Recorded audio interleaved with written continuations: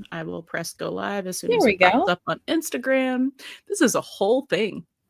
The whole This is a production. whole thing. This is a production. Imagine what it'd be Hello, like everyone. if TikTok just gave us a stream key. It would just be crazy. It would be too crazy easy. If someone does want to have Instagram up in the background, just in case someone does comment, that would be I can pull it up. fab. Great, because it doesn't want me to open up any more than one. Rachel, Okay. you're doing it now. Hi, Whoop. Hi, Hi, Whoop. Vera. Hi, Vera. Hi, EJ. Hi, Hi, Vera. Cassie. How are we all feeling? And Sammy.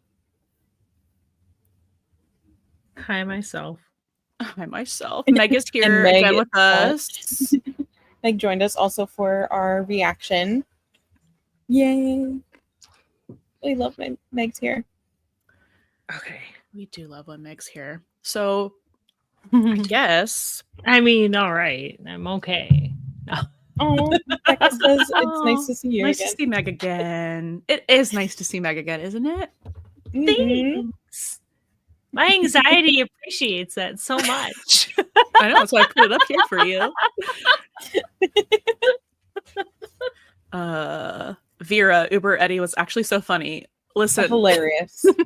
I The can't think, worst Uber driver in the world. I can't think of a worse profession for it. He's just a social little butterfly, and this is how he makes all of those friends. No, absolutely not. I would have still tipped him because I can't not tip. But This is, you know what it is doing? It is feeding my autistic Eddie agenda because he cannot read social cues. So he cannot. He's like, oh, there's a conversation. I can say something about the conversation they're having. these people Because I'm knowledgeable absolutely about so many want. things. These people My absolutely dad says hi. want my opinion. Hi. Hi. Everyone say hi, Rachel's This is my dad. dad. Hi, Mr. Rachel. Hi, Mr. Rachel. Miss, that's Mr. Ben to you. Oh, Sorry, we're still formal. oh my So I'm God. going to take a restroom break. I will be right back. Okay. Oh, he's filling in. So okay. have fun talking about Okay. that. No, I'm kidding. I'm kidding. Oh, Everyone says hi. Yeah. Okay, I'll see- be back. See, hi, Dad. Hi, Rachel's dad. Oh my God, Dad alone. Gosh. But yeah, so Shadowbat, I don't know if you saw that, where someone from Texas seeing Eddie sell his unnecessarily big truck really shows. Like, I clocked that immediately, especially because my kid possibly totaled my truck today. Oh my God, I know the timing of that. It was surely something. That's not a good mental or emotional state any man who owns a truck is in to willingly give it up. In Texas, of all places. To do that and then immediately have to drive the Toyota around constantly. Yeah, how did he go from LA with a giant truck to Texas with a Prius? Is it a Prius? It's a Prius. He's driving a Prius around in Texas. That's why he's not getting tips. Is it possible that this car is gayer? It was absolutely gayer. Well, we were, I forget whose stream I was in earlier this week, but they were like, no, Eddie's car is a gay man's car because it's a GMC. Gay man's car. Right, that is a gay man's car. No, I don't know. I'm sorry. I know a lot of people who drive trucks, and it's always a Chevy or a Ford. Like, those are the trucks. Yeah. Maybe a Dodge Ram.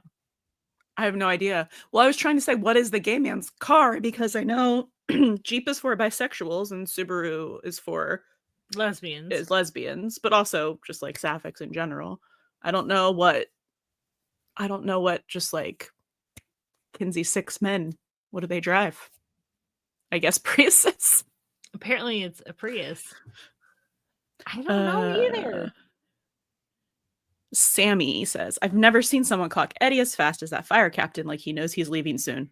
Oh yeah. Do you think it was because he was like, he said you could come back to the 118 anytime, and he was like with relief, Oh, that's so great to hear. Right? Like, let's sigh. Oh my god. I don't know why, like, once we realized he was gonna be an Uber driver, like, I didn't think about the, like, unfamiliar situation, but as soon as we saw a kid getting into the car, I was like, "Oh, no. Oh, no. Oh, no. Oh, no." I rock. I honestly, I spent most of this episode so mad at Eddie. I know you were mad. I was frustrated with him guess because he's making the Matt same mistakes, but it's like he Mhm. still hasn't worked through the reason why he keeps making the mistakes. So like, and maybe Mads, this is gonna be the most parent thing I'll ever say. yeah, I wasn't your mom, it's mad, different. just disappointed. That's better. Oh my god, you should tweet that immediately. Because like but the whole reason he went to Texas, the whole reason Christopher went to Texas is because Eddie is not communicating or talking to him, and he's lying to him. Yeah. And the first thing when he gets to Texas and things aren't perfectly going exactly how Eddie thinks they should go, what does he do? He starts lying again. And it's like, why are you even here if you haven't learned? If you haven't I don't think figured he out how would to be there talk if to he your had kid. learned, because if he had learned the lesson before he even got there, he would have just gotten his kid and come back. He wouldn't have moved his whole life there. The lesson he needs to learn is that he's gay. Well, yeah, that's yes. one of the lessons. And, That's you the know- lesson that's underneath all the things that are on top, like keeping that buried. He The has to work man through all has that so shit. much anxiety. Mhm. He's just gonna do like take any impulsive action to just. Oh, yeah. It's Okay. It's the anxiety. Yeah. Um, Which leads to self-sabotage. yes. Rock on TikTok said, that's why Buck told him to stay, because he wanted to run away. Like immediately was his first response was to just look run at that back. partner work. So No, glad like- only one of them is allowed to have the brain cell at a time. Yeah. Apparently. It's Buck's If they're turn this apart, week. only one. Last week, Buck didn't have the brain cell, which is why He did what he did. the thing that happened. This is actually, it's so funny. So this episode hits me like, okay, I'm a parent. I have a 12-year-old and a 16-year-old. So Christopher's like right in the middle of their ages. And I had a conversation with my 12-year-old who is having a hard time with honesty and stuff like that. And we were talking about it. And she said to me, she goes, it really bugs me because I don't feel like I know you, because you don't talk to me about who you are other than my mom. And it gave me a minute, because I'm like, okay, because there's a lot of stuff that I'm like, I don't want to bring my kid into like my past or bad things that happened to me. But it also made it so my kid couldn't come and talk to me about stuff that she was having issues with, because she didn't understand that I actually could relate to that. And I actually been through it. And so this episode actually hit me hard in a lot of feels. And I'm gonna like quietly sit here and cry about, at least I'm not Eddie Diaz. My kid didn't move to another time zone. Because she was mad at me. I don't know what Becca's agreeing with me 100%, but this is always a great take. So feel free to comment that as much as you want. Correct. I also don't know what that's about, but hi, I'm back. No. She was like, so his son is mad because he's gay. No, he's gay, and his son Vera, is your mad. mom's so. Vera, your mom is, her finger is like on the pulse. So she said, so his son's homophobic? Oh, that's hilarious. Oh no. Oh my god. No, but maybe his mom is. Sammy, that man will do anything except have a conversation. For 100%. This man bought a house in this interest rate housing market situation rather than have a conversation. Hi, Adri. Thanks for joining. Yeah, I really want this to be a very purposeful thing that they've kind of like done throughout the whole season of the thing of Eddie and Buck, but like also Eddie just like not having conversations about stuff. Like I really want them to make that explode in such a way. I really want that because I want it to be like thematically like, were you silent or were you silenced? Sort of, you know, like This is the question. The $1 million question. I can't help if he but had $1 feel million. like, I can't help but feel like this house is going to be some metaphor. Like It is. Well, it is. Well, it's him. preparing. he's It's fixing fixing the up. house and he's building the house back up from like, and then he's going to abandon it to go back to his home. Oh my God, Vera, you're right. The girl telling him to shut up was the the silenced. Oh, how the turns have tabled. That's so true. I didn't clock that. That's so funny. Yeah, Oh my right. gosh. He's leasing a house in LA. Did he not go, why don't I do that? There's literally nothing in El Paso from everything I've seen. The fact that this man bought a house and moved all of his shit to El Paso without having a job lined up. He's so stupid. So stupid. I love him so much. Affectionate is affectionate. But him being like, I have no plan B. I'm like, you didn't have a plan A. This wasn't even a plan. You didn't even have a plug. Bless his dumb gay ass. Like, Rock what on are you TikTok doing? said the thing is why he didn't stay with his parents. Well, why would you? I wouldn't. Shit. Rock- If I had parents no. like that, no. Absolutely not. Hell no. No.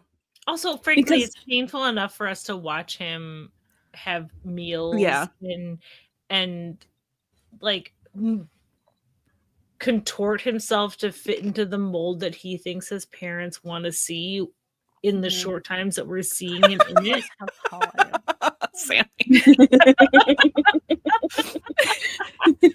Sammy's why I'm asking like- this is the real life shit that we need the answers to. But like that's why I'm like, is he actually renting? Is he? I don't know. He No, probably he- uses LA income to get that loan. Yeah.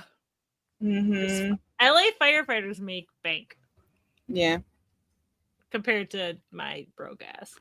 Oh, hello. I love this. saw that. Yeah, from season 1 about like you know, if it we Snapchat and the other Marco Polo that I've never heard of before, and if it's really serious, we FaceTime.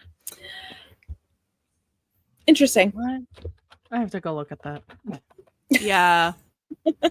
It is really serious. Mm-hmm. It's like a Mhm. 7-year Mhm. situationship serious. Yeah. Do they have Uh, 2 or 3 FaceTime calls? Yeah. I'm They really glad had that Buck had a brain 2. cell because he had none in the last episode. Mhm.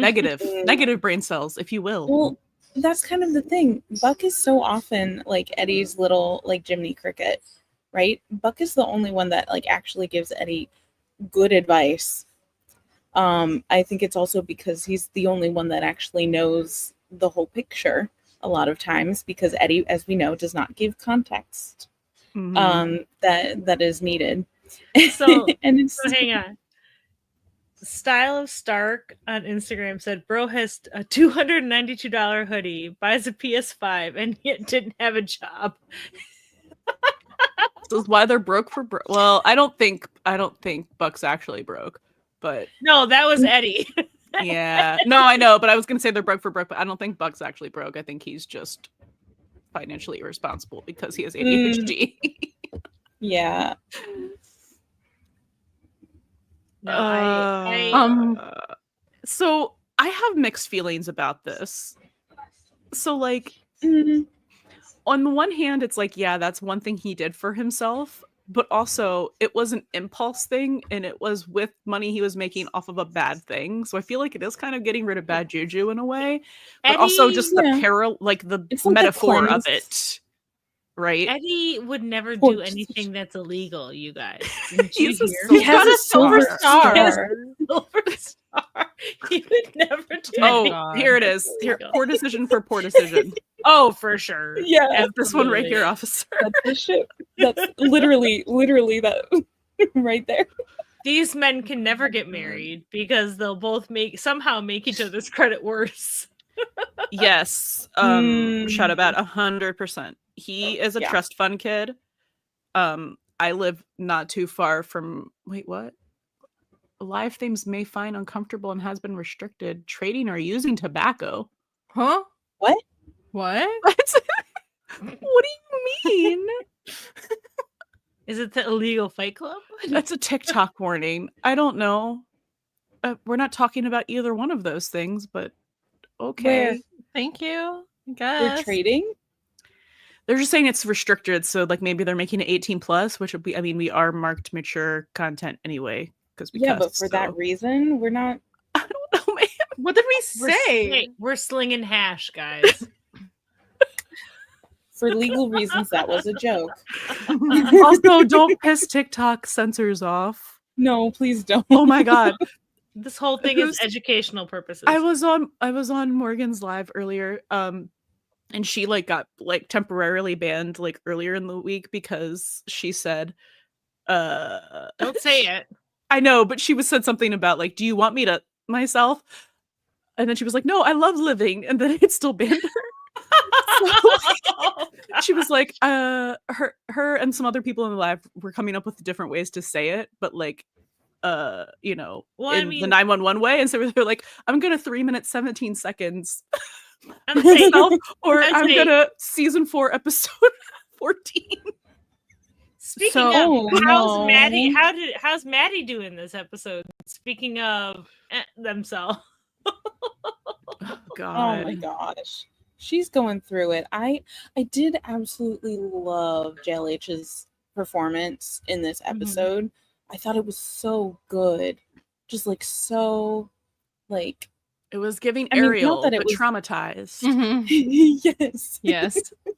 We'll always make it Give about me Disney. Ariel, but sadder. Oh. Somebody She better has to draw be. the It fan was art. giving the Little Mermaid. I need I could do JLH. that. Is Do it because we were talking about Fight Club? Maybe that's why they thought we were talking Oh. about trading Oh. stuff. Okay, that's fiction. We're talking about fictional things, TikTok. Fictional. So Or the movie. Yeah, So, as we all know, the articles are hitting the streets, Oh, and Lord. there's a screenshot. It's from today.com. I think it's To My Near Talking, Oh. actually. So Today the- got another article. yeah, so it says, I know you said the next episode will be a story about Eddie and his parents. Fans wonder part of that complicated relationship was the season 4 finale and the reveal that Eddie's parents aren't even Christopher's legal guardians in Eddie's will per Eddie's choice. Do Eddie's parents know that? Will that ever be revisited? And he says, I mean, I think it would be revisited should the need for the reading of a will arrive. But I'm quite sure Eddie doesn't share every move he makes with his parents. And so I would not assume that they know that at all. They don't know about the will confirmed. Ooh. Vindication. I don't want a reason for the will to be read because that means Yeah, Eddie's dead. no. No, Well, no, it doesn't but I mean he's also dead. kinda do. If it's his will, that or- means he is dead. Okay. Also he's trying to update it. But I want a situation where there is like the legal guardianship question and like I want give me a little Eddie coma. Like I said, I just That's what want I'm Eddie. saying. I want the Eddie coma where he has the dream that he is. Yeah, so what happy- episode coma? One episode coma where he is living his happiest life with Buck and they're together and they're raising Christopher and maybe they have another kid that they adopted and that's his coma dream and then he has to wake up from it and realize that none of that is actually real. Does Chris know? I don't think so. I don't I don't Chris think knows. so. I don't think so He either. doesn't tell Chris fucking anything. Of course he Yeah, doesn't. know. he didn't tell Chris he moved to Texas. Well, allegedly he did, apparently. Allegedly. But If we don't see it, Yeah, I really miss. He just miss needs to seeing be that. incapacitated. He needs to not be able to parent. He needs to not be able to It make doesn't have decisions. to be a coma. No, It doesn't have to be a coma. I still think it could be like some sort of like quarantine situation with like I think biohazard, like it doesn't have to be a coma, but incapacitated in some way, and then it has to come up where his parents would try and take Christopher, and Buck would have to be the one to be like, wait a minute. And then that's what it would bring up. Because generally we don't bring up people's wills unless they're actually dead. Yeah. Or like a living will, Tim like supersedes that opinion. Yeah. So Adri, so whatever the showrunner is saying, if it's not in the show, that's kind of like their own headcanon. So the fact that she is not showrunner anymore, that's no longer valid. She's done enough damage, bless her heart. I don't blame her. I don't blame her. I blame the network. She gave us the only thing I blame her for is redemption of parents, because she's at the scene of the crime a lot. That's the biggest critique I have, of 5 and 6. That's it. Yes. It's so nice that you brought this up, Vera, because this is what makes it gay. Oh yeah. Secret. This is what makes it gay. Because like there was no reason for you to not ask him. You knew he would say yes. So why didn't you talk to him about it until he said he wanted to 414 himself? Mm-hmm. Literally. He is a super secret squirrel. He just like he is a super secret squirrel. Just like he hides them. I don't know if you saw EJ's most recent comment. EJ, that's all I want. I don't want to see Buck fight them. I want to see Eddie fight them because I want to see Eddie fight for himself. Eddie has to stand up for himself. Yeah. I want both. I want it to be a whole thing. I just want someone to fight Elena and Ramon. I don't care who does it. I want someone to fight them. I want them to be destroyed. Mega's volunteering.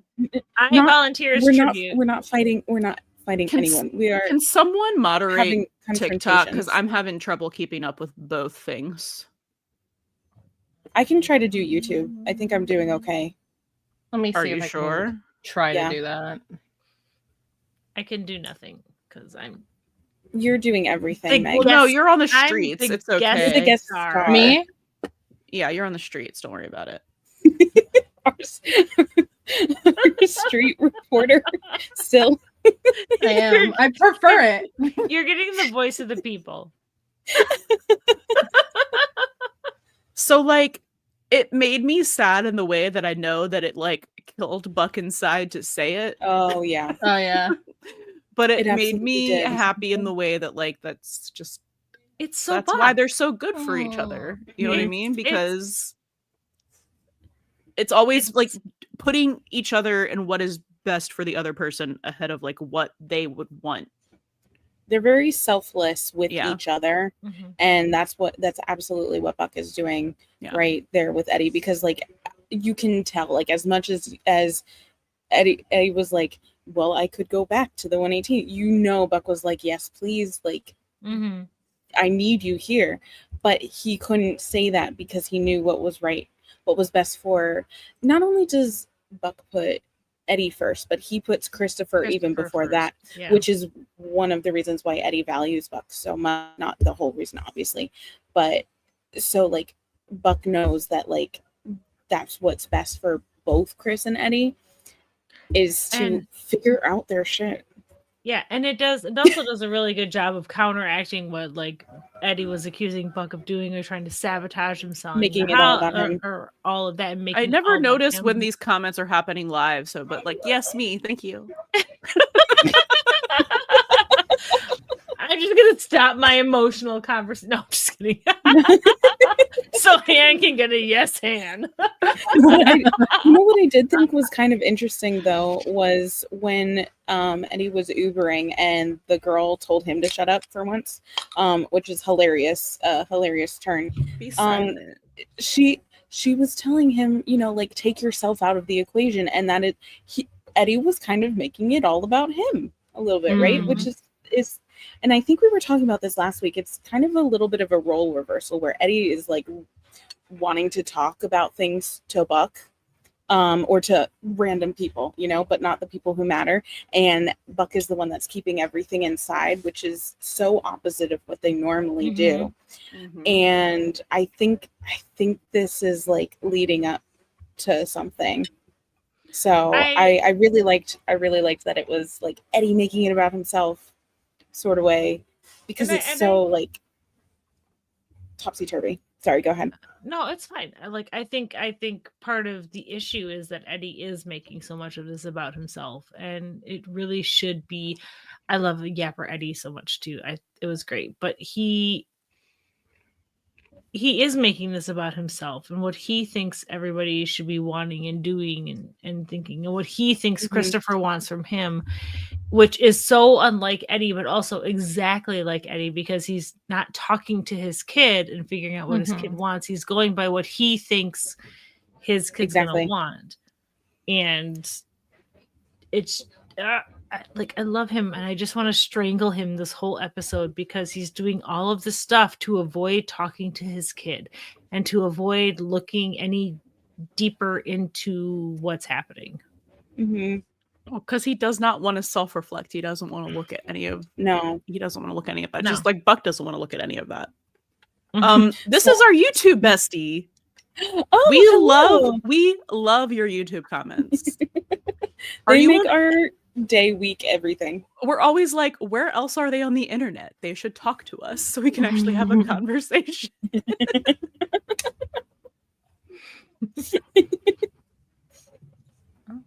But yeah, I loved it in the way that I was like, this man is so fucking like, he's terrible for this job. He's terrible for it, because he can't just. It's funny because like we do see him sit and like listen a lot, but it's with Buck. It's only with Buck. Only with Buck. Yeah. Because Buck is the yapper in that relationship. Yes. Well, and because it's like he likes listening when it's a person that he finds interesting, he wants to listen, right? Both everyone else, he's like, actually, I have way better things to say. Whatever you're talking about. His opinions on everything. It's just, oh my God. It was just giving so much autistic Eddie for me, and I really enjoyed it. It made me giggle on a different level, because my dad's retired, and he just likes to drive Uber for fun from time to time. So he can hold people hostage to talk? No, he's like everyone's favorite Uber driver, because he looks like a grandpa. So like he's like, oh, the young women, and I make sure to drive them straight to the door and all this other stuff. Like he has people now who they don't even call Uber; they just text him. He gives people his personal phone. Oh my number. God! Like the guy in Vegas. The guy in when Vegas. We went to Vegas. Yes. Oh my gosh! I loved that guy. Hannah and I went to Vegas with some friends, and we had the best Uber driver ever. Yeah. He gave us his number to text him when we wanted a ride so we would be safe. And my dad is that kind of guy. But my dad is very much like, I can always tell if they want to talk or if they don't want to talk, and da-da-da. And Eddie has none of that. No. That's why I was like, No. Eddie, I love you, but please shut the fuck up. Because if it was me, I would not want to talk. People are on the phone, and Eddie he can't is talking. read the social cues. He can't read them. Rock on TikTok asked, can we talk about how Eddie dressed? He didn't dress like Eddie. So would you like to talk about this? What? The repression wardrobe? Yeah. Yes. Yeah. Except that one scene. Except that one scene. Yeah, when he's alone. So yeah, I mean, like it's clearly a repression wardrobe. He's like dressing up as how anyone would expect him to. It's just him just regressing. Like and just putting up that mask or like that front, and yeah, that's pretty much what it is. Giving Brokeback Mountain.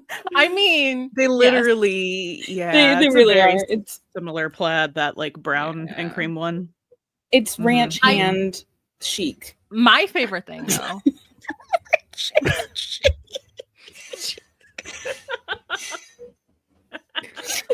Look, it'll be better. What's your favorite thing, Phil? I mean, I need Buck back. I need Buck to come back to work on that dude ranch. Anyway, quickly, like I was just gonna say, my favorite thing is like the slutty strand of hair that just because the hair, during this whole season, like I feel like the hair's been just getting out of place and out of place and out of place, and like that's more like when he feels more like himself, especially like when he's in LA and by himself, because you clearly see that when he's by himself, he's wearing his slutty tank top. The freaking hair is like out of place. So, you know. TikTok, are we still symbolism. here? It just yelled at me. Yeehaw culture. Oh no. Hi, Bucks, babe. Yeehaw couture. Oh, I heard that as culture, my bad. Couture. I did too. Culture. Yeah, culture. I mean, it I, is. I saw Bucks, babe, and I was like, I know who this person is. Who are they? And then the picture showed up, and I was like, Rin, because Rin changed. Oh, their yeah. handle. Yeah. Hi to Rin. I did find it really interesting how the only time we saw him dressed like we know Eddie is when he's all by himself. Rock said this whole episode, Eddie looked uncomfortable except when he was on FaceTime with Buck. Yeah. I mean, I really think he very much was, because he's in a new environment, well, a new old environment that he never felt comfortable in the first place. He's in a new house that isn't comfortable because it doesn't even have AC, it's broken. And he's uncomfortable because he doesn't have the the security. Well, and his people are parents interesting. His parents are questioning everything he's doing too. Yeah. Like good or bad, there's always that little bit of doubt. Ramon, I genuinely feel like Ramon was trying to come from a helpful, good place when he was talking about you don't need to buy your son's love. I do of the two of them, I feel like Ramon is the one who is actually trying to bridge that gap and trying to make up for lost time or lost issues and stuff like that with Eddie. Lost everything.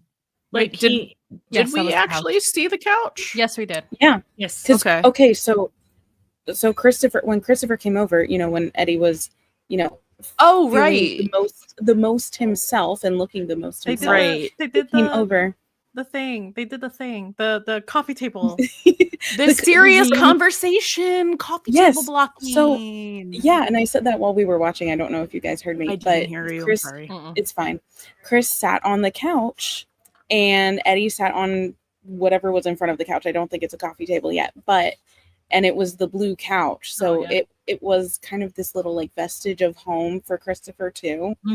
And I hate that he brought the couch. I really wish he left that in LA. Listen, the healing starts at the couch, I guess. So he's gotta lug that thing around.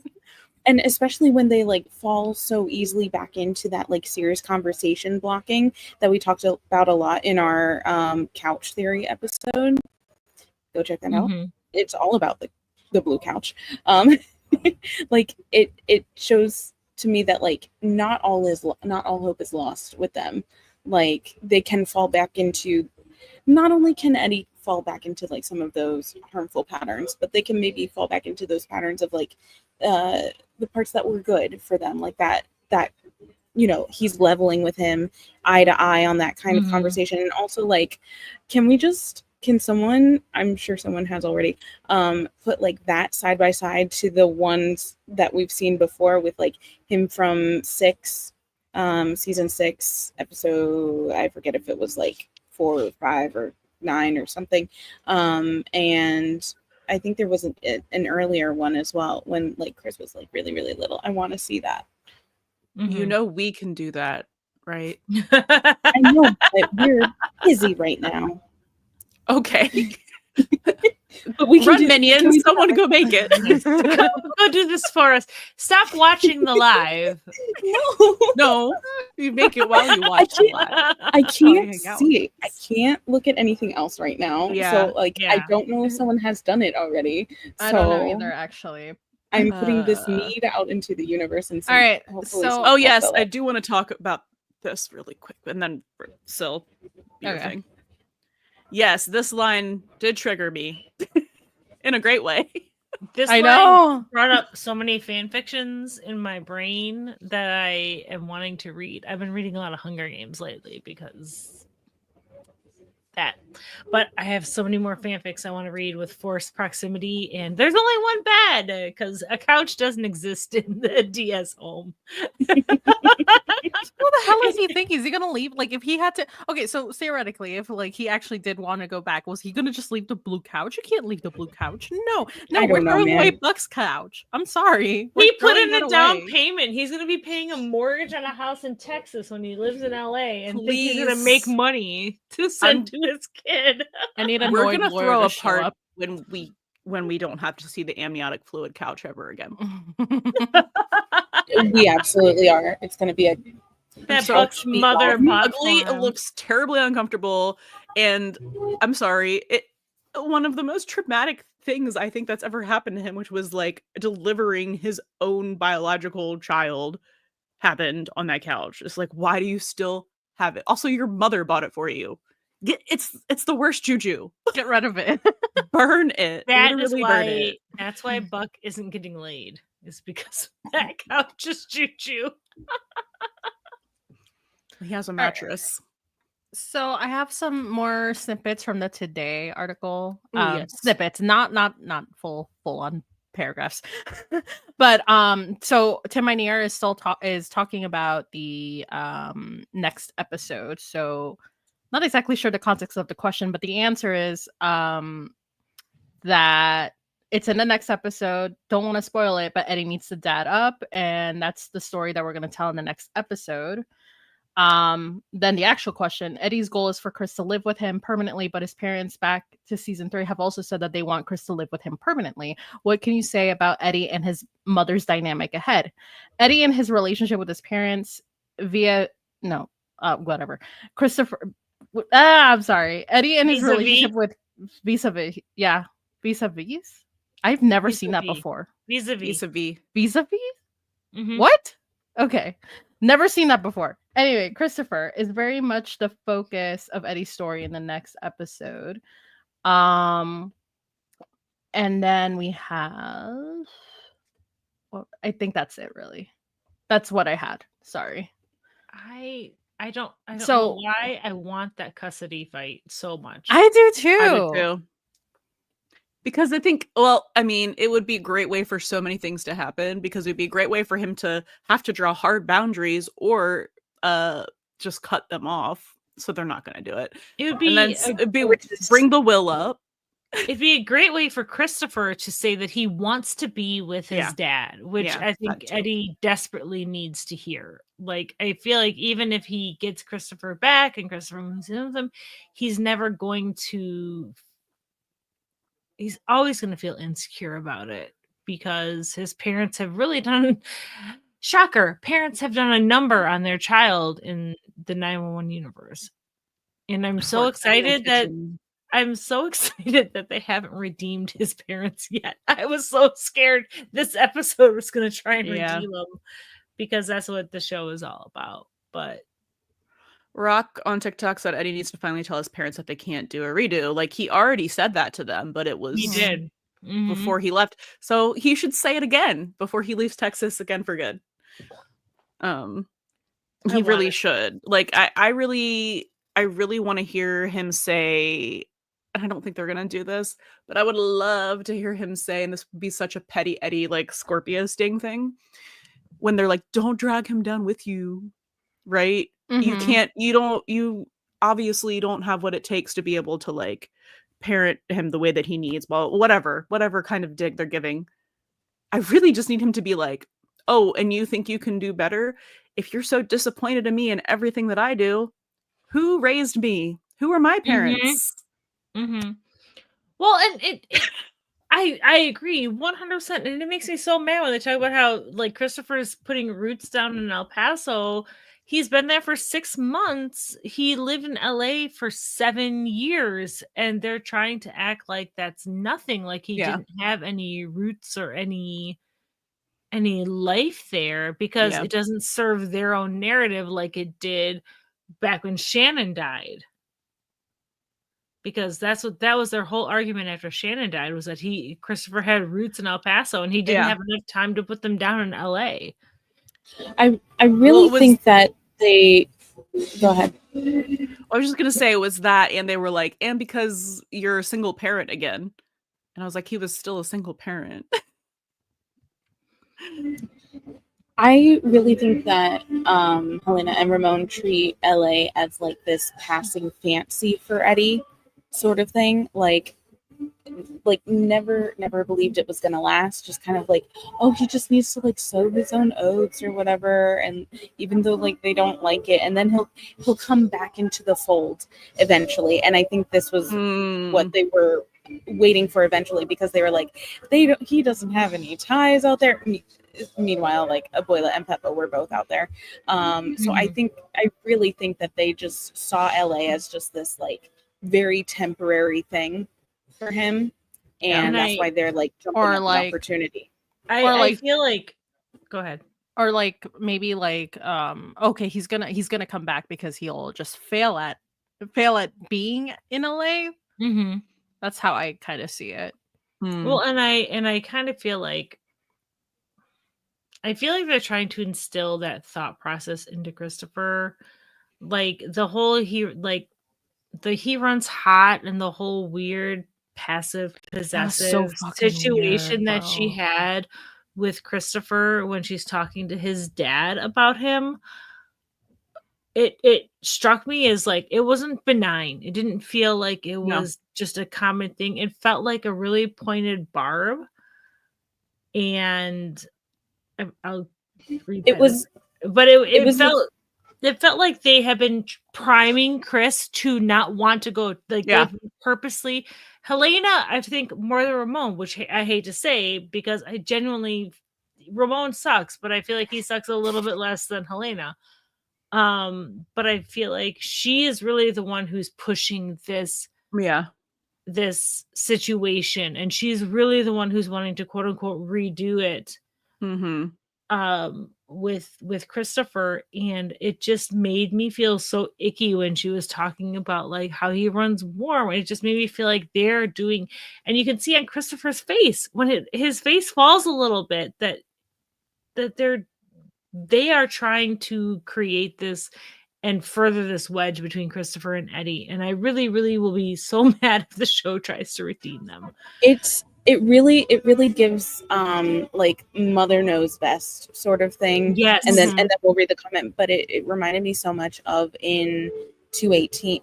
218 when it reminded me of the flashback in Eddie Begins when she was like, oh, he doesn't drink soda. He needs the juice that's in the fridge, or whatever, like that. Like and the straw, that she knows better than Eddie, but also that she knows better than Christopher. And I think that's where he's going to feel that discontent. But let's get to that comment, because that. Yeah, so leading up to this, the previous comment that EJ made was, I feel like maybe that comes back up closer to the end of the no, wait, no, not that. Where the fuck? Wait, who said it? Sorry, it wasn't EJ. Cassie. The last line of the article gives me hope that we may actually unpack his religious trauma. And I think that this is related to this comment. And I'll tell you how I got there, because the way we were talking about how they were thinking of LA, like, oh, it was just going to be a phase and then he was going to come back, right? That's how my parents thought that, like, me being agnostic was going to go, that I was just going to go through a phase and then come back to the church. And that is also a very common thing to treat your kid, or just treat people like being gay as a phase, or especially bisexual people to treat that like it's a phase, like it's a stepping stone, to being gay. But yeah, there are a lot of connotations there. But I just feel like this is a great thing to point out, because it's a great parallel for another queer-coded Eddie thing, which actually it just keeps stacking up. If we want to talk about, that was the winning thing on our Patreon. If you are a $5 member of our Patreon, we put up live stream topic polls for like one of the discussion topics for you to vote on, and the winner this week was season 8 Eddie's queer coding. So I think a lot of stuff in this episode already is showing that. Like we were talking, like Syl was talking about, like the with the wardrobe, like everything is giving very much. He's stuffing this like silly, goofy, like guy who kind of expresses himself way more freely, like has no problem like looking like a loser in front of Buck and his family at the 118. But you know, he feels like he has to be perfect and you know, put on a performance. Oh, I guess, and I guess that's paralleled in the Uber driver scene. Yeah. Yes, exactly. Because he was trying to be like, okay, so he doesn't have his parents around, so there's no reason to keep that front. These are just strangers, people that don't know him, so he's just trying to be like, I guess, himself. And then they were basically like, shut up and be invisible. Uh-huh. Well, no, I feel like that's exactly what happened. I feel like Eddie just doesn't really know who he really is. Well, that's what we're talking. Like, we're talking about the queer coding in season 8. Oh, there's so much. Right now. Yeah, I missed it because I had to pee, and of course, I don't go to the bathroom. Is when my husband is also. How dare he use the damn it, bathroom? Marty. How dare he? We have 5 bathrooms in this house. Why are you using the one? But I lost my train of thought entirely. I'm so sorry.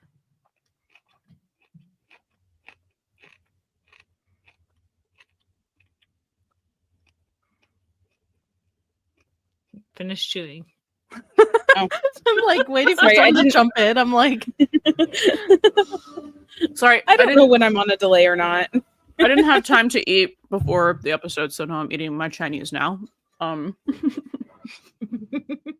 yes, I really hope that we're going to see that religious trauma unpacked a little bit, and I really hope that it is tied in with the expectations from his parents with that religious trauma, because I don't think if they were just like casual churchgoers. I don't know. Someone correct me who was a casual Catholic churchgoer. Do you have religious trauma from being a casual Catholic churchgoer? Yes. I was a casual so I mean casual in so I went to church every Sunday and I did CCD once a week. What's that? It's like Bible study. It's like your classes to prepare for communion and confirmation and stuff like that. And I'm checking the boxes. I'm like, yes, I did that. Yes, I did that. I did all of that, and then when I was old enough when I got to the age where we could start going for our confirmation, my mom told my sister and I both that we could decide if we wanted to be confirmed or not, and both of us chose not to. And that was the end of my Catholic upbringing. I still deal with my own my own stuff with Catholic guilt, and I think Hannah and I have actually talked privately about this a lot, about our own kind of religious traumas. But I was a fairly casual Catholic churchgoer who still currently, I have not been to a Catholic church in 20 plus years, who still has some of that. I'll probably be going for Easter Sunday. EJ, mostly out of favor for God. my mom. Oh, you and me, bestie. Mine is, I don't need to. Here's TLDR. My dad converted to Christianity right before he got his bar mitzvah. And then when I was 15 or 16, he became a pastor. But like we were in church 3 to 4 times a week, even before he did that. Like he was always involved. The converts are always way I know, and it's because he's also autistic.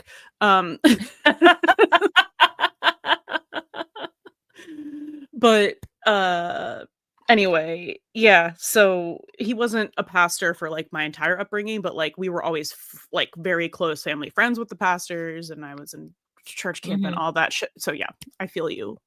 Probably more similar brand of religious trauma than the Catholicism. I think where I was trying to like come at that with is like, I feel like if his because I feel like so like your parents, right, weren't like super religious about like Me? it, right? Like they were just like, you can decide if you want to or not, and then you can stop going to church. Like there weren't like expectations. So my parents wanted me to be raised in faith in some way, and my dad was Methodist, and he said, I don't want to do that. And my mom was raised Catholic, and that's all she knew, and that's why I was raised Catholic, is because that's what my mom knew. But no, it was never like a crazy thing. I have some tough memories of my dad before he became more open-minded about stuff. But no, it was not like a really, really strict thing. My grandparents were very Catholic. My grandpa on my other side was a minister. He was a pastor. So they were very religious too, but it was a much more progressive church. Right. Part of it was a United Church of Christ. Yeah. So I guess that's where I'm coming from, is like if his parents weren't also like very religious with the way that they consumed Catholicism, I don't feel like he would have the kind of Catholic guilt that he seems to have, especially when he hasn't been involved in the church since he was 10. Yeah, 11, I think 12, I think they're pretty religious. I think they are very much every Sunday. So that's why I have a sneaking suspicion that it's they're not only tied to the religious guilt, but whatever. I feel like there's got to be some sort of inciting event for that gay repression. And I feel like it's also we need tied to learn to the about religious trauma. I feel like we need to learn about a gay cousin who was shunned by the family. Yeah. Honestly, like that's gay cousin, or he was friends with someone who I think like, that's said very they likely. were gay. I feel like, as far as my experience with like the whole Catholic guilt goes, I mean, I did all the things. I even did confirmation, but I think when I was like 16, 17, I started to go less and less and less. My mom would question it, but I'm just like, I'm tired, bro. Like I didn't want to wake up in the morning. Because I was not willing to do it. Starts early too, doesn't it? Yeah, like 9, 8, and like 9, 11 a.m. Or what do you mean? I'm talking about Sunday mass. Oh, never mind. Yeah, I don't know anything. I know. No. Jewish. I don't have this kind of. Syl and I will be like blah blah blah. Religious trauma. Rachel's just like, I did get to a point, I think, because I visited some family members. So like on my dad's side, like that's the super religious, super religious, like yikes religious. super side. turbo religion. Yeah, the whole if you don't confess your sins, you're going to hell type of religious. So there was a point that I was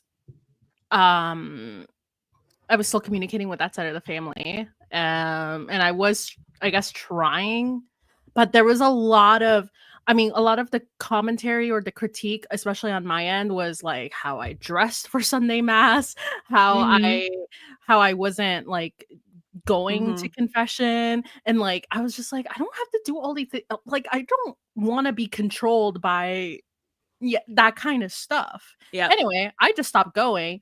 I'll only go during like major holidays.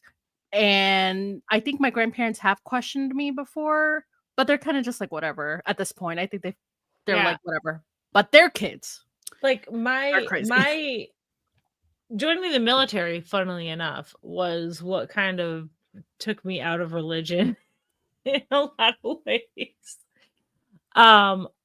No, I was very much always became like my biggest issue with Catholicism when I stopped going to church and I stopped doing that was I felt like I didn't need a intermediary between me and God. Yeah. And my thought process has kind of changed since then, but that was really what started deconstructing what I was believing from the Catholic Church. I do remember thinking what was so cool about Catholics is we could kind of do whatever we wanted as long as we confessed to it and we were sorry about it later. And that was like a free pass. Can I confess something I've always found fucking weird about Catholicism? Sure. If God is omniscient, why the fuck do you have to confess your sins? He already knows. That's the whole thing in the Bible. It's like he already died for your sins, so you don't have to ask for forgiveness because you're already forgiven. Why do I have to go? You don't ask questions. Why do I have to go to a priest to do that? Why can't I just do it in my bedroom and weird. say, "Hey, I'm sorry, I did this. But sorry, bro. Please forgive me. My bad."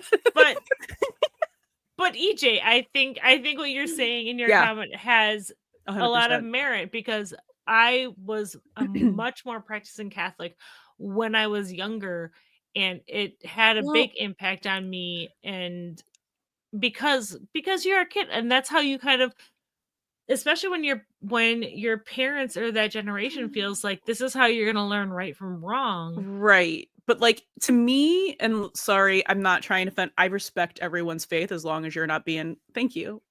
I do have logic sometimes, not often, but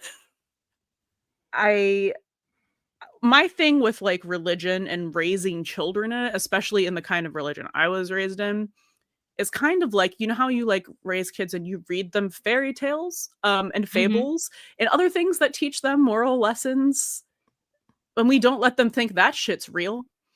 We don't let them think Santa's real forever. Like, so it just seems like very brainwashy to me to like raise them in this and be like, this is the ultimate only true thing to kids who can't like make their own fucking decisions.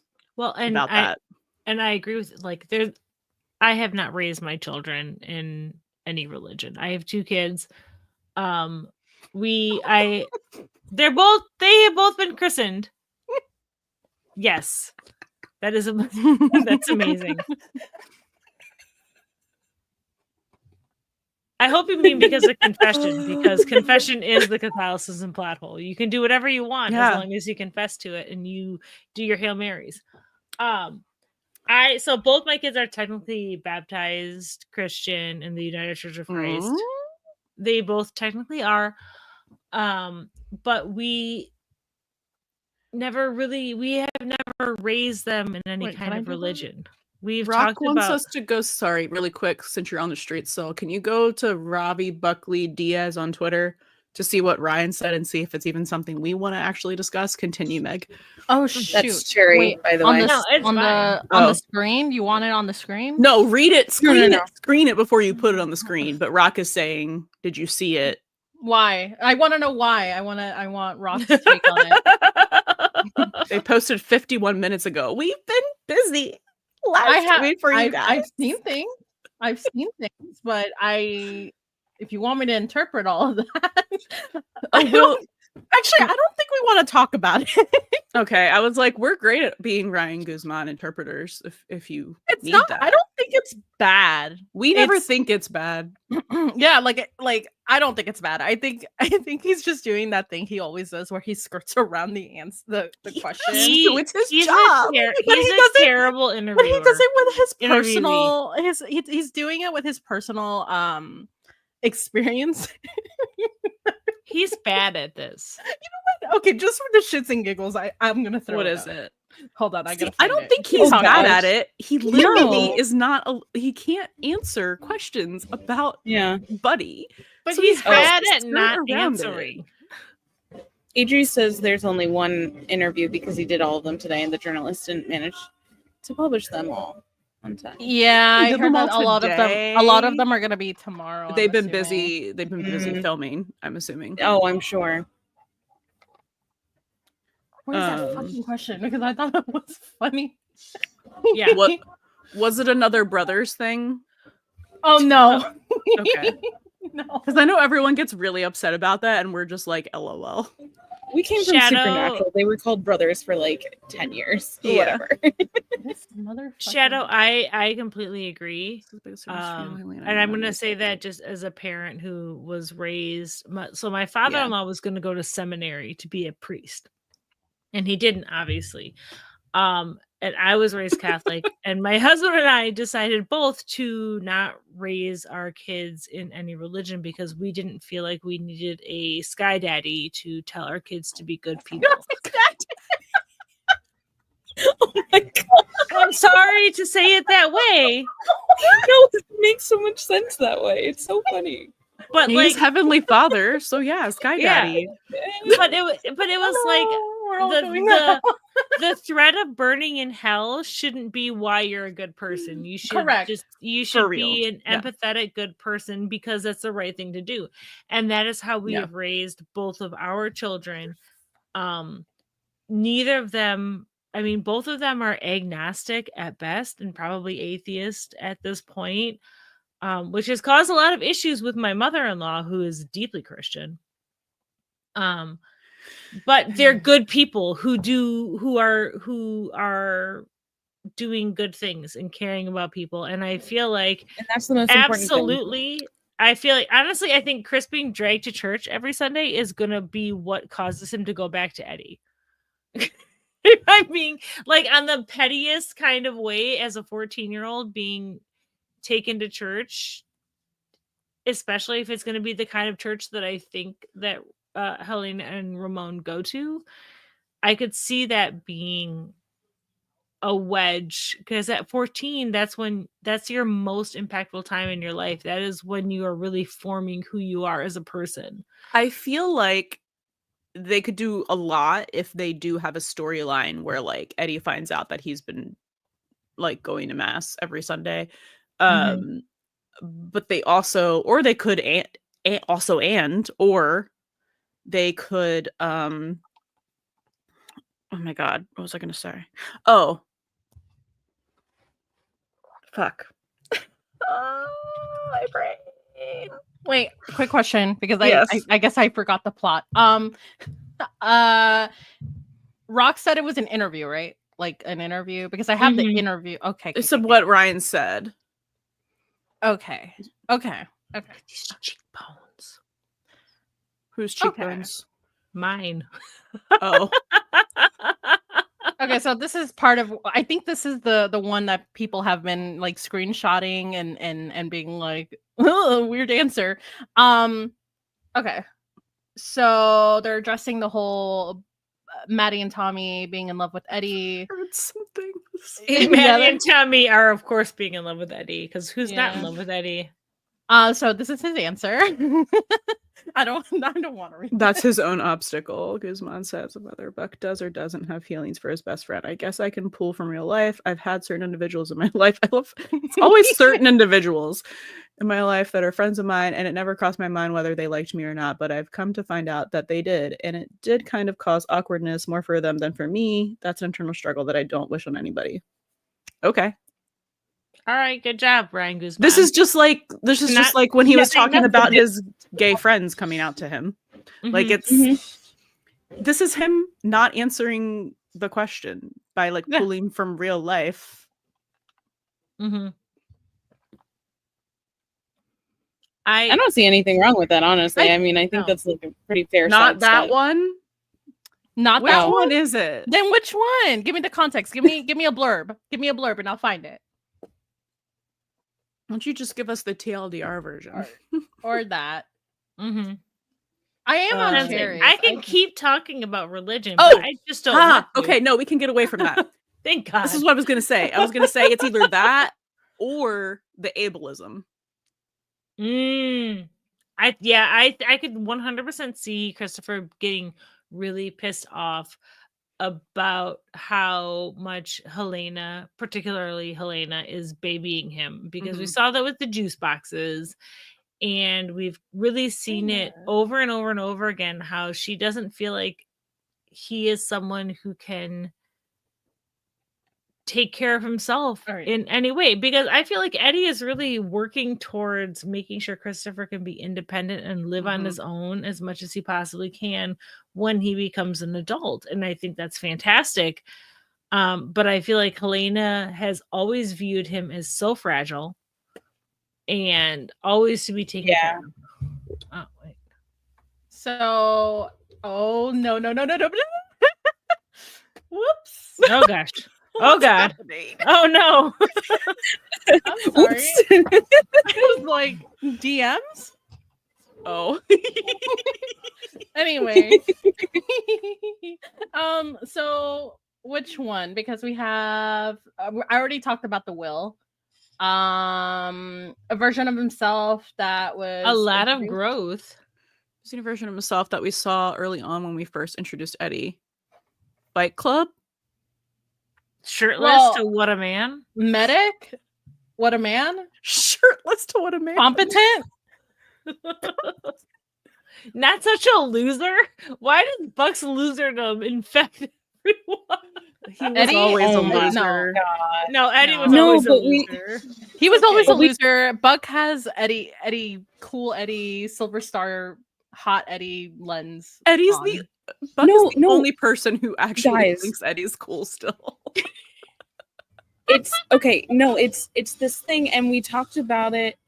I think we talked about it in our season 2 wrap, but Okay. it's this thing about when Eddie was introduced. He was introduced with like that reputation that preceded him, and he was very like put on Yes. this pedestal sort of thing. Uh-huh. And throughout season 2, we saw like that deconstruction Deconstructed. of that Eddie facade, Yeah. right? For sure. And sorry, I know it's loud. And I wonder if that's kind of what he's alluding to here, where it's like they brought up like Eddie has a silver star, Eddie does this, like putting him back on that pedestal a little bit, where like specifically in Buck's eyes, right? And then just to like kind of bring it down, it's a further deconstruction of his character, but like maybe in a way that he sees himself. I hope.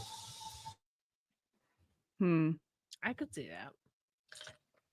Well, I need this to think about this is that the one more. that Rock is talking about. This confessions one.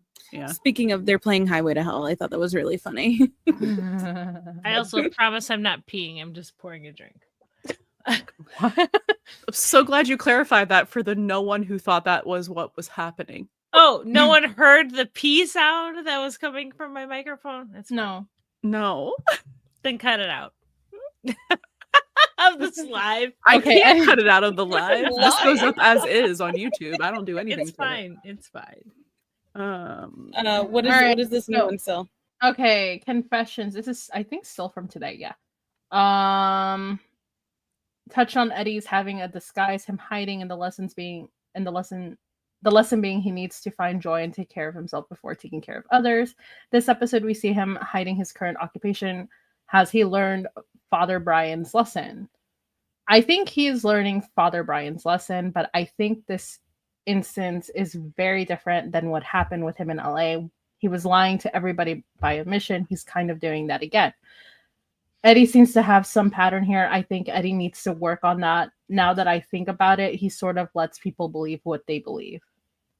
I think he's lying to himself Which more than he anybody is else. lying to himself.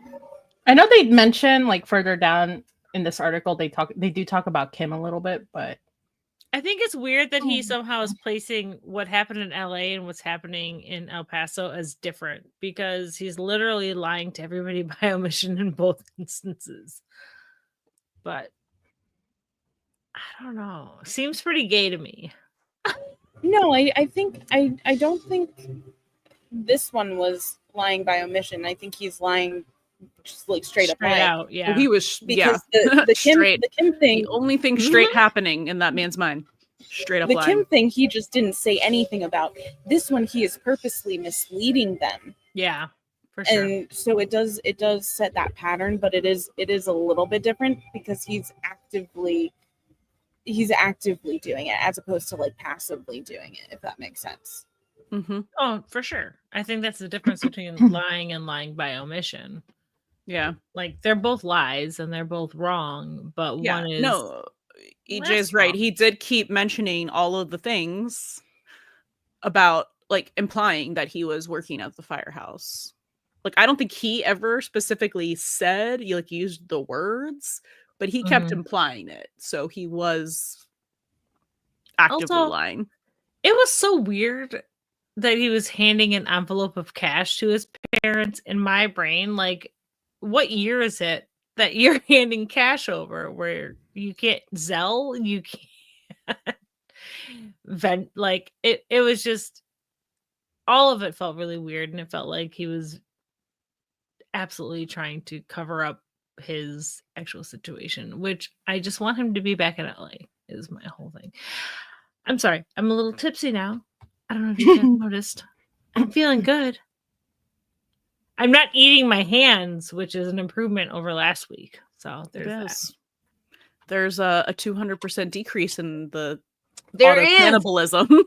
Yeah, but there's also a 200% decrease in Are You in Love with Eddie?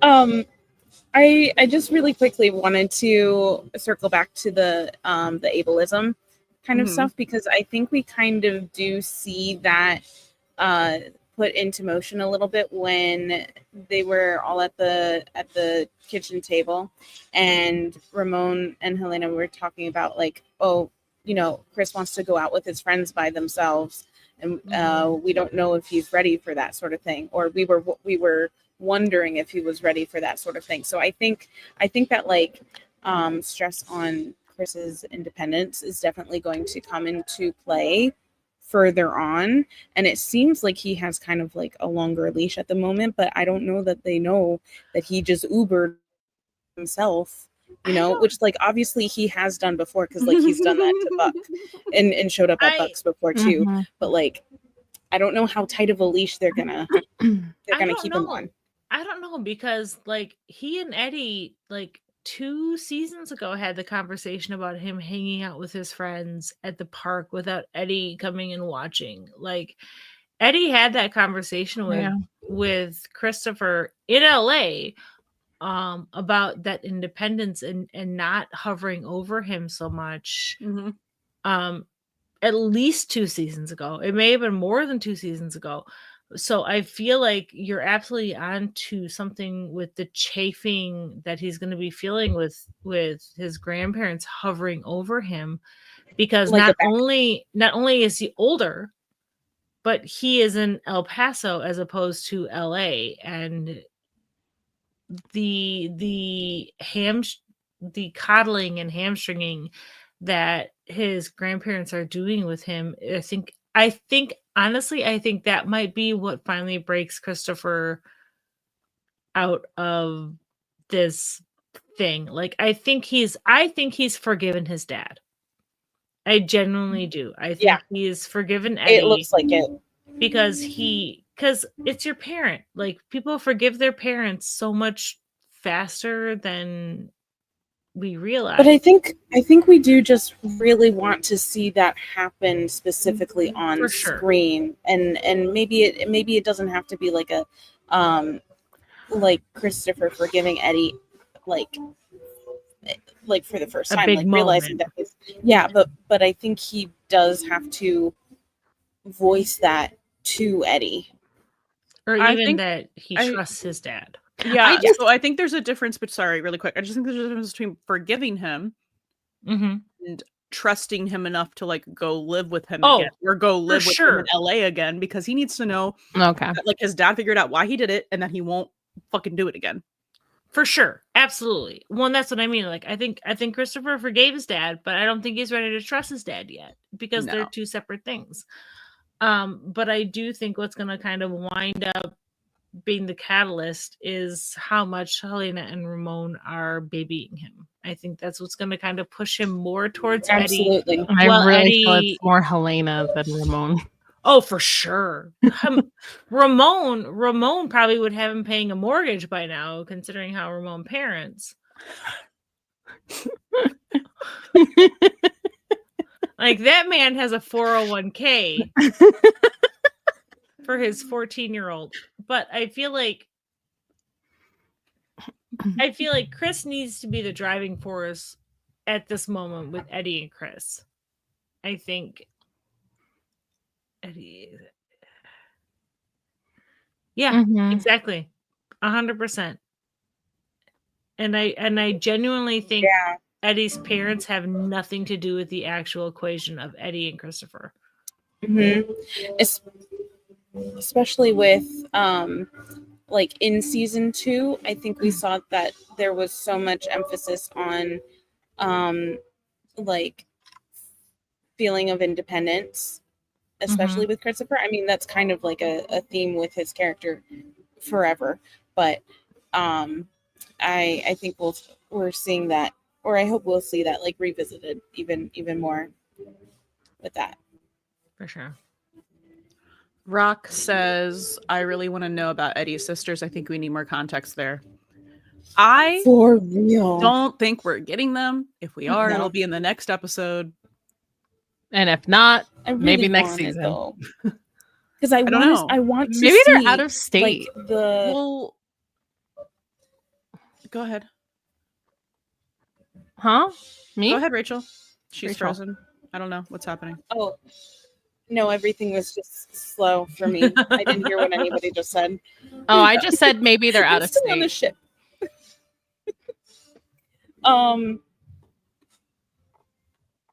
No, I would love to see the Diaz sisters. I feel like we're just not going to. I feel like this is a thing that we get in fic, that we kind of build up because we read it in fanfic so much and we want so much more of it. But frankly, the cast is already pretty stacked. And I would personally be bummed if we added Eddie's sisters and didn't give them anything really substantial to do. Yeah, I think think- so. Go ahead. Well, now she muted herself.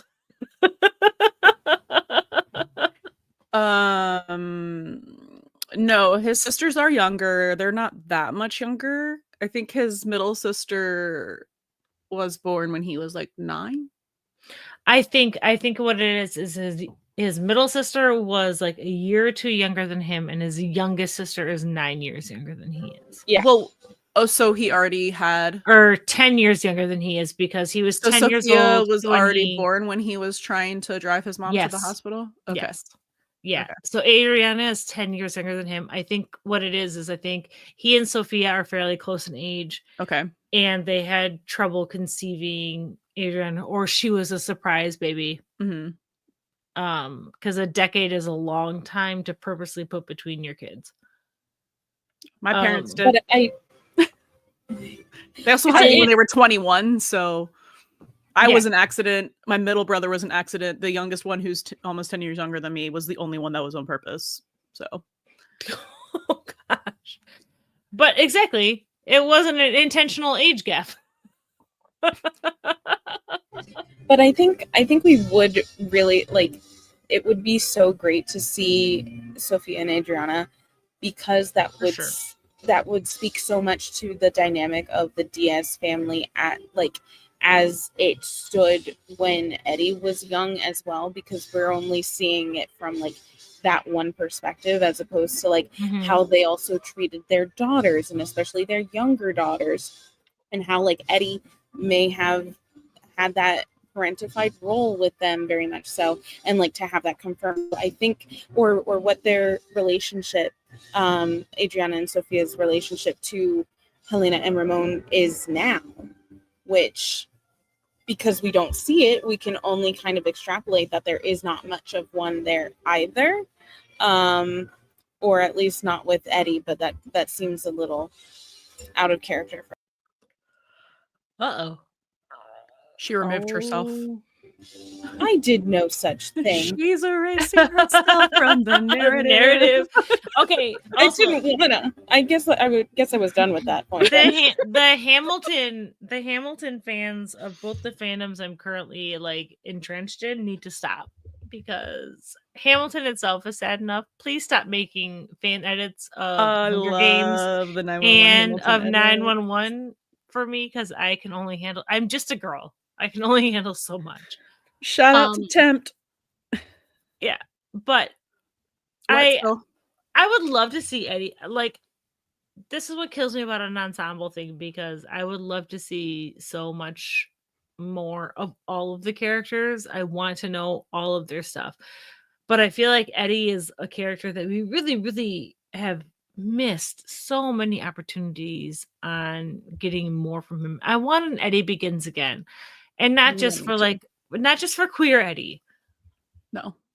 I want to see who Eddie was before he became, outside of being Christopher's dad, because I feel like so much of his identity is only about being Christopher's dad, and that breaks my heart for him. It's understandable because he was so young when he had Christopher, but he is a whole person outside of that, and I would love to explore that. But deeper. is he though? And he he's should not. be. That's the thing. He should be, but I think his sisters are the kind of the way we might be able to see who he could have been had he not become a dad so young. That's why I think we need an Eddie Begins Again, but the Yes. Eddie Begins Yes. Again would be literally in present time, Mhm. kind with of a more queer awakening. with a queer awakening in it, because it doesn't have to be the entire purpose, but like it would be him finally actually figuring out who the fuck he is, who he wants to be, Mhm. and in doing that, we would see some like flashbacks or him talking about, you know, Him deconstructing deconstructing being the man of the house at 10. Yes. Which is so gross and so unfair. And everything that he kind of learned about what it is to be a man and what it is to be an older brother, what it is to be a father, and all of that. This is when I wish Rockman Dunbar hadn't refused to take the vaccine, so we could have Michael in here somewhere to help Eddie, because I feel like he needs some help, honestly. Yeah. I do really love this comment from Shadow saying that no, you're fine. I just queued it up. Sol had something to say then also.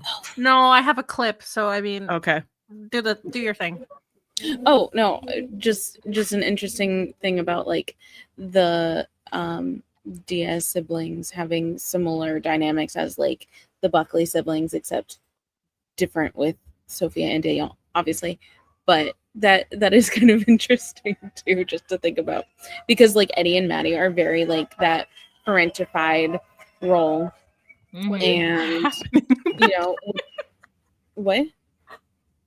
I just heard a lot of yelling. There's a lot of hooting and hollering happening. It's for me, guys. Okay. She's kind of a big deal. Thank you. Sorry, I can't party. I can't party with you guys tonight. I have to record a podcast. I gotta go.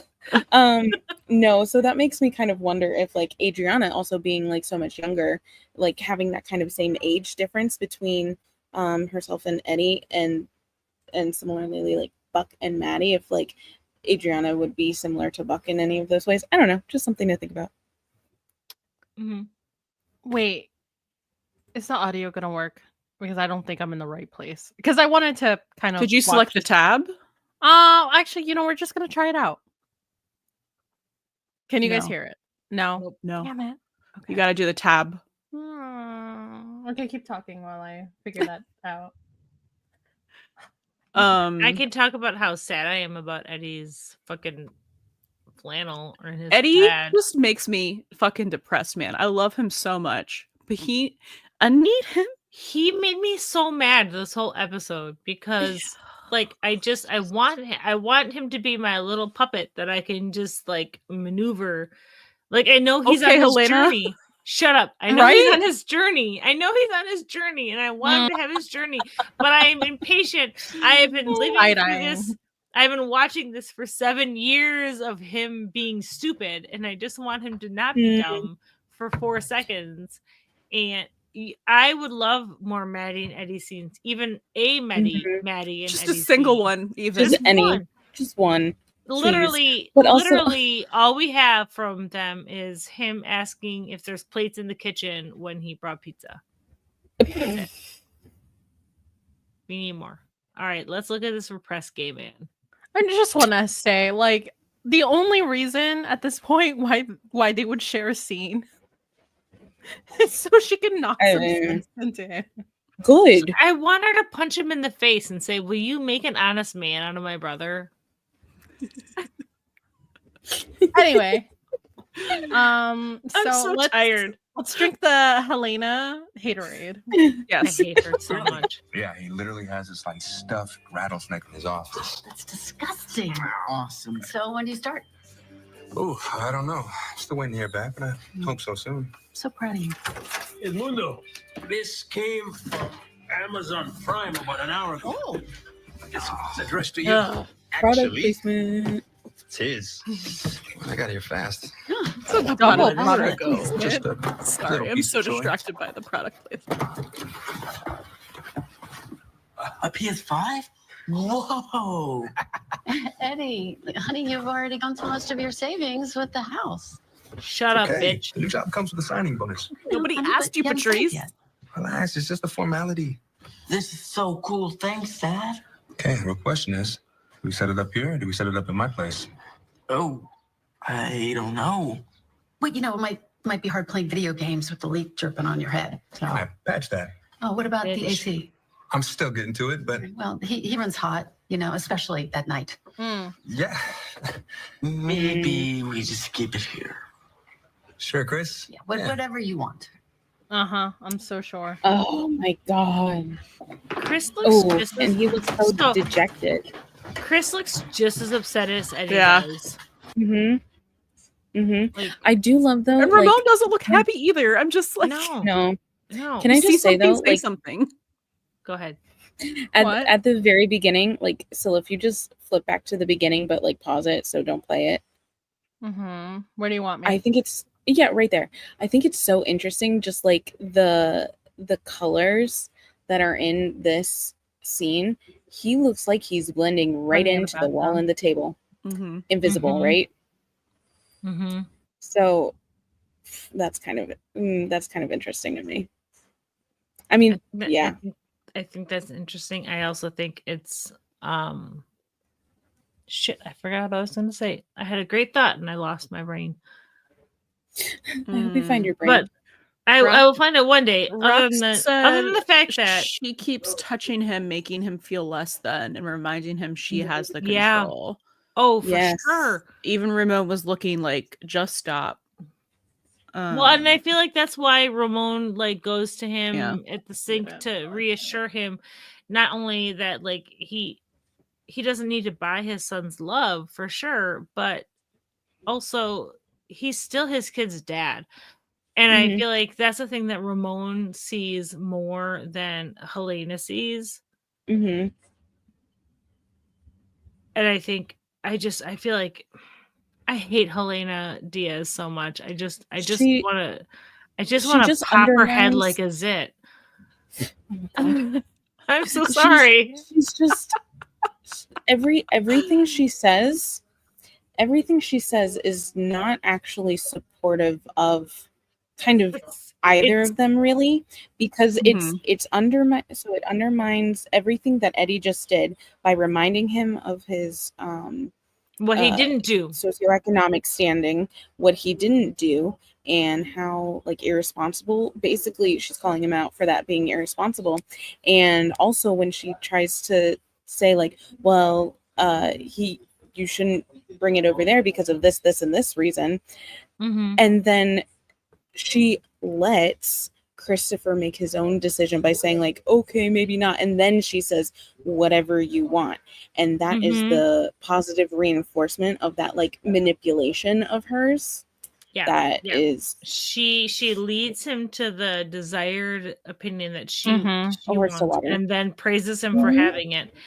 And exactly. Mhm. there's so much passive aggression in that whole thing, and I do think that what's going to finally be what breaks the dam is Christopher finally being like, because he already looks tired of it. He already looks like he is done with his grandmother's interference kind of in his thought process, because Even if he doesn't hate it, like he may not like some of the I don't even think he hates Well, think it about it this necessarily, way: but- like, if you were a kid and you ever went and visited your grandparents for a weekend or a week, like I did regularly as a kid, and I would think it was fun, but I would always miss being home, and I'd be very happy to get there because like he's basically on like a weird extended vacation. Like, Mhm. yeah, he Mhm. doesn't hate it there because he does like his grandparents. He's making new friends, but he has but a he may be whole more life. constricted. Yes, but even if you take all of that away, he has a whole life in LA with a whole extended family, with friends, with a school. Like he's much more established there than the couple months that he's been spending here. I think if Eddie hadn't gone to Texas, So I agree, EJ. I don't think that he hates it there necessarily because he had chances to tell Eddie to come get him. But I also think that as long as his dad wasn't there, he could kind of ignore what was going on in LA. His dad being there is bringing these two worlds together, and it's making Christopher confront in his own mind what he does and does not want. As opposed to just being mad at my dad and I'm just going to be pissed off and I'm going to do this thing. And regardless of how much it hurts me, if it's hurting my dad, then I'm okay. Because that is very much for sure. Comments are really funny. This is this will be a wedding from hell when Eddie and Buck get married. Oh my god. They're not going to be invited. Are you kidding? No. And this one.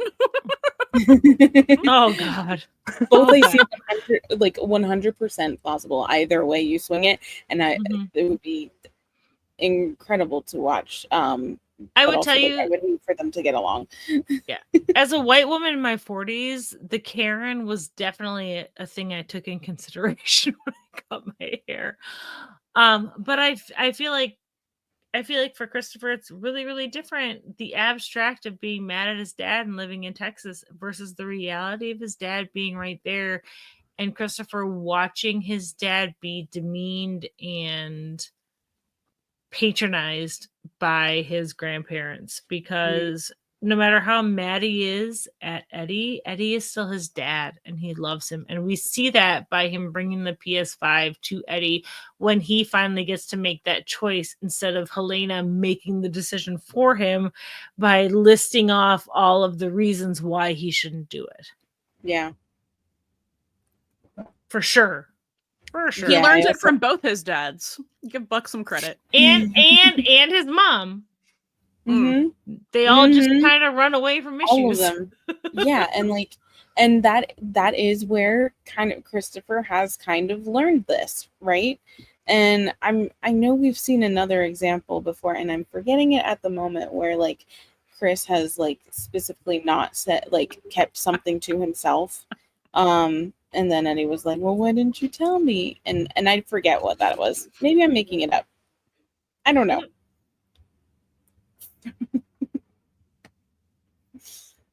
Yeah, I got distracted. Oh my gosh. Sorry. Before we started the live, we took a little break and I watched Matthew's theory video about next week.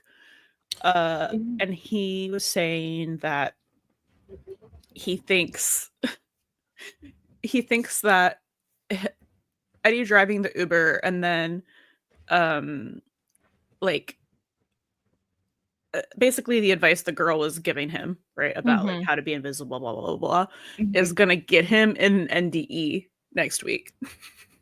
Oh, by being like, like hijacked or whatever, by kind of like similar to what's his... happening in the bus. And I'm like, that would be interesting. Actually, he's gonna take a crazy Uber ride to LA. Oh, that would. Oh, that would be so interesting. But I also find this so Still's interesting. Face. Oh, so what? I don't know. She No, I'm like thinking about it now. Oh, because I'm like, how are we gonna get there? Because like the option A is obviously Chris is like, I want to go home. I don't see option B. EJ, I think you're totally right. That energy shots and being tired is definitely gonna get him involved in something.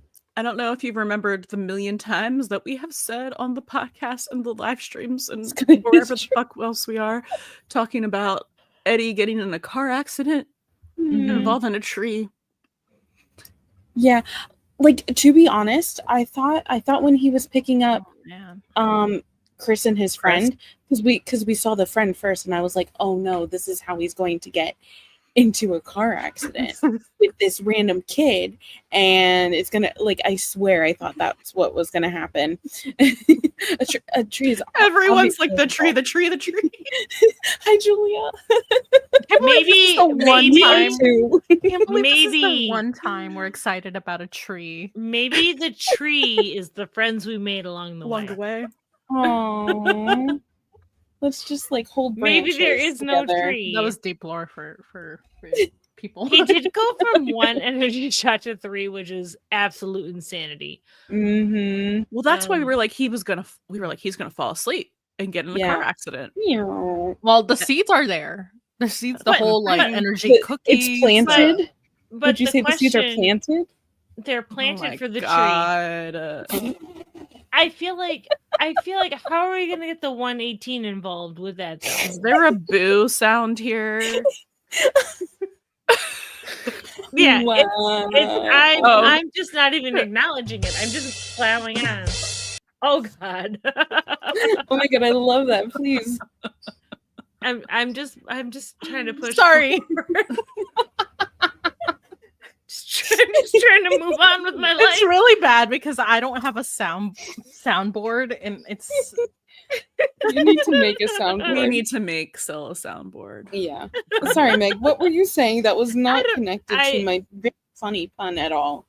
It was a great pun for sure, 100%. Oh, it wasn't. I've lost it entirely. I was wondering, like, how is the 118 going to be involved in a car accident in El Paso, 800 miles away? I love that the freeze is your face, like. Oh my God. So I'm curious about that because Eddie is not leaving El Paso without Christopher. I don't know. Rock just said, do we think Athena and Buck are in Texas rather than LA trying to see what happened to Eddie? No. That's too far of a drive, I think, for Athena. No, that is outside of her jurisdiction. Not that she can't really push There's it a lot anyways. of things outside of her jurisdiction. Buck 100% will go to Texas to figure out what the hell's going on with Eddie. Athena is not that invested. I mean, she drove him around for fight or flight. Right, but that's different because it was That a was life or within death, the state lines. situation Well, with his sister. If he went missing, Eddie, okay, sure. If Eddie goes missing, maybe Athena will. but that's what I'm saying. If he went missing and they couldn't report him as a missing person because he's someone who is a flight risk. And Athena there's, like, no has done proof. that like concerned citizen thing. Yeah, Athena, Before. I feel like she has other places in all of LA to be because she's the only police officer who's working in LA. They just need to take a day off of crime in all of LA. She has some more property to sick day. prevent from being looted. Oh my God. Where's ACAB. that soundboard? ACAB, I'm so sorry. We don't apologize for saying ACAB here. Yeah, like I'm not even because We love Athena in this house, but also ACAB. Yeah. There we go. I adore you. Athena, but she is part of the ACAB because she's also Yeah. not a great cop in a lot of ways. She's a good detective. They can't have her be a detective though, because then she couldn't be at like any of their At scenes. Every single literally call, I everywhere. know. She's the Isn't field that- isn't that sergeant, so she can conflict go of wherever she interest? wants. Rock said, "I'm happy Henna's getting a story next week." Me too, Yes. but like, just quick note: could we give Henna a story where we don't try and traumatize her? Please. No, Like, give them a silly, happy, Just funny story. maybe. no, we can't. do Henry that. deserves it. I did just want to say something about like we were talking about just a little bit earlier about Eddie and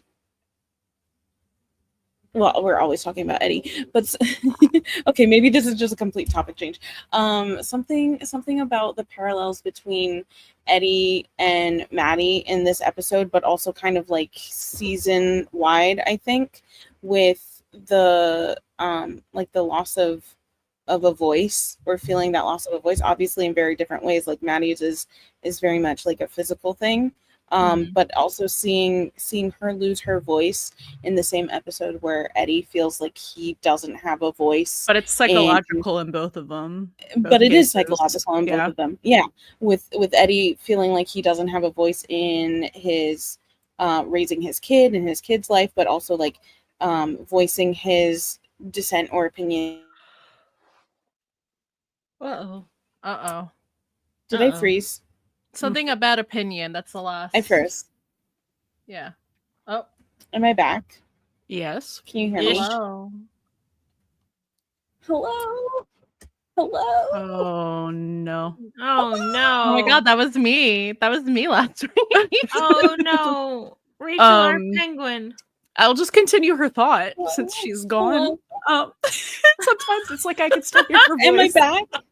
I'm not You've dead. been back. You've been back. Oh my god. Nobody told me. We literally told you like 20 times. All of us I- mentioned it. Well, I didn't hear them. Am I I will be frozen? back on No, the next we week, can- I promise.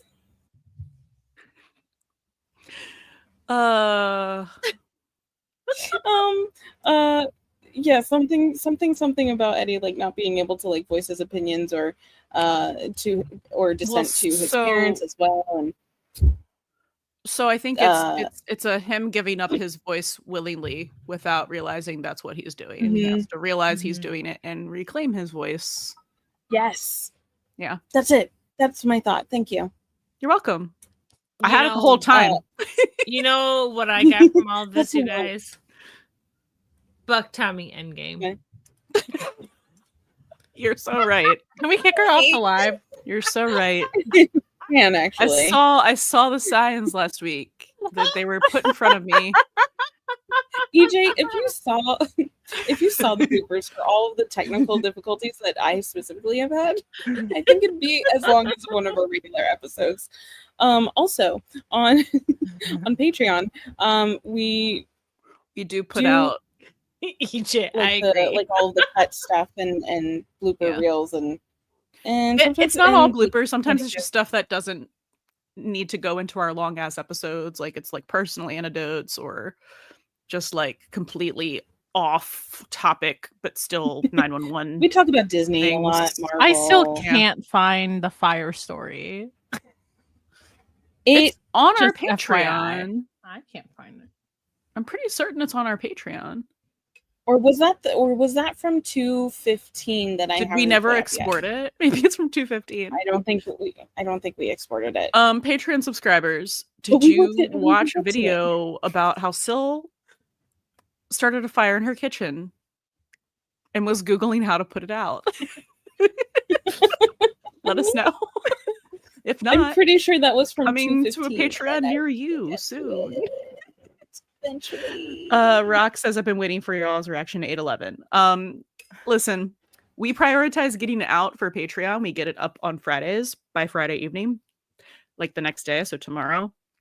That's for the $5 tier. But then the YouTube one involves a lot of effort because we have to edit it down a lot.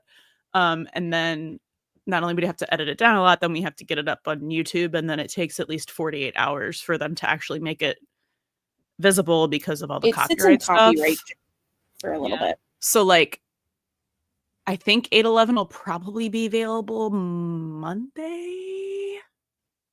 Sunday or Monday. And we need 810 also. 810. Is 810 still not up? Oh, I didn't edit 810. That's 810 why. is still not up. Syl and I edited 811 though. They'll be there eventually, don't you worry. But if you want to see them earlier, you can subscribe to our Patreon. And they're there unedited, and we don't have the like the episode itself blurred out.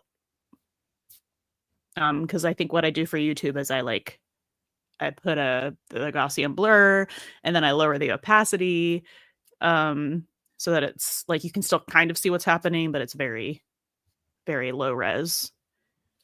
Blurry. Yeah. Rock is asking, do we have any theories on how Buddie will get together after tonight? No. Listen, I went into this episode being like, I can't wait because I can't wait to like, know what's happening with Eddie's storyline so I can see where things are going. And after this episode, I'm like, I see even less what's happening, which is not a bad thing. Eddie's not a gonna bad live thing. in El Paso forever. 911 Well, El obviously. Paso's gonna happen. They already No, almost Ryan's blew leaving up the off show, them, and it's so. Ryan's leaving. Every Like, Buck duh. Tommy Buck Tommy Endgame. Ryan is leaving the show.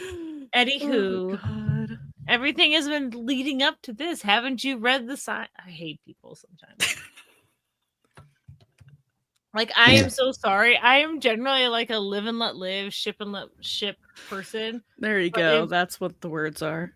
Yeah, if you are someone who has watched the past few episodes and got from them Buck, Tommy, Endgame, Rock said 414 me now. like if you're a person have you ever watched television? Is my first question. Have you ever seen a TV show before this one?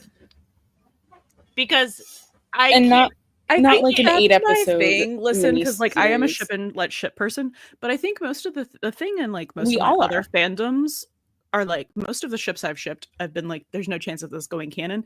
And any of the other ships, like not opposing ships, because like I don't participate in ship wars, but like any of the other ships also knew that they weren't going canon. So like no one was like right.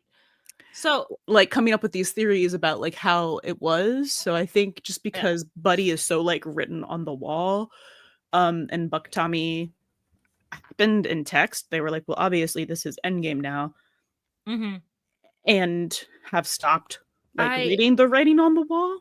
So like I don't know. I all of my ships except for one have gone canon. But all of my we're ships, joking, EJ.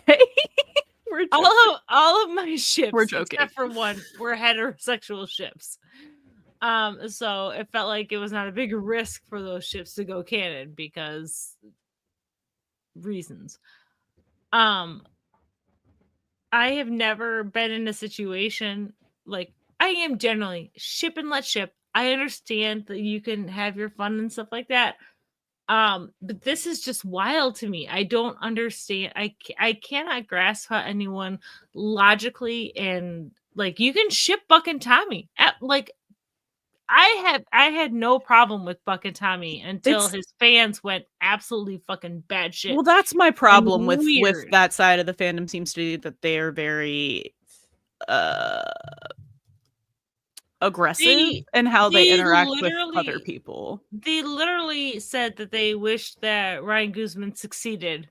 Yeah, I know. And that's what I'm saying. The harassment and like some of the, and I'm not saying that it's all of them, but like, yeah, it's the impression that I have received. Yeah. But yeah, they can think that it's gonna go canon. That's if that makes them happy. But if for they think me, that's gonna be Endgame. Like ship wars aside, I do not understand how anybody I'll use my husband as an example. He is not a fan of the show. My husband does not watch the show. He is not a casual viewer of this show. He watches episodes when I force him to watch them or when I fall asleep mid-episode and then he finishes it because he's a completionist. That is where my husband is. That's how you can trick him into watching the whole show, Meg. You gotta up your game. I have been. I've been working on it for 8 years. He walks in and sees the tsunami episode and he goes, again? Like, yeah, you do watch it. You do watch it enough that like there should be a new DSM-5 diagnosis for whatever is going on. There are some episodes where he's just like, really?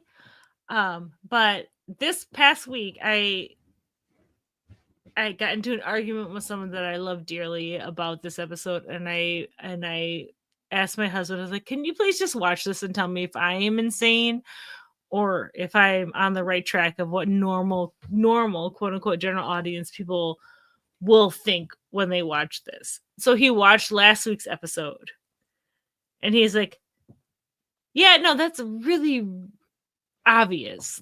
He is not a buddy shipper. He is not a fan of the show or anything like that. But he is just like, this feels like I'm watching a rom-com because of how much denial is happening about Buck being in love with Eddie. He's like, that just feels really, really like classic rom-com to him. And he is correct. He is very correct. And then I made him watch so many more and he's like, leave me alone, let me sleep. This is against Geneva Conventions. You're like, no, I'm a shark and I sensed blood in the water. Like, no, now you have to watch everything so you can continue to validate my feelings. What? This is from 6 minutes ago. What was I would just like to say that That had nothing to do with tonight's episode. I'm sorry, y'all. You would just like to say what? Is Are you waiting Rachel to be okay? unfrozen? No. no. We're all ready for her to be on the Yeah. cruise ship. Yeah, I'm waiting to be unfrozen. I'm waiting for you to be on land. You should just keep talking because we can hear you. We can even hear if we you just can't fine. see. Oh, okay. I think you're back. Okay. Great, because I was doing fine, and then all of a sudden, when Buck Tommy was brought into the conversation, I started having technical difficulties again. So if that's not the universe screaming, I don't know. They're meant to be. That's all I'm going to say about that. Jesus Christ.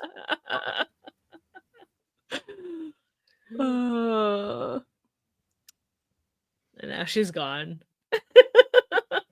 Was that what you had to say? Or was that just leading into the thing you had to say?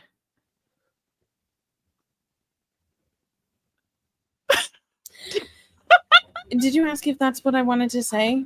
That is Yeah, what I wanted like, to say. okay, I couldn't hear all of what you said. It was like every other syllable, That's fine. That's fine. and I can't hear you now. I just heard, yeah, well. I need Rachel to come home from war. I don't know what's going on at the I moment. can't be codependent in these conditions any longer. I hate it. I sent her a message yesterday. Took her 8 swear hours it's to every respond other to me. syllable. It's like I I can- I went on our Discord. I was like, Rachel hates me, sad face. I don't know I what's can happening tell- right now. I'm so sorry, guys. I Please can carry tell on. you're having a hard time, Can you because hear when you me? texted me and said, "You seem quiet, Meg."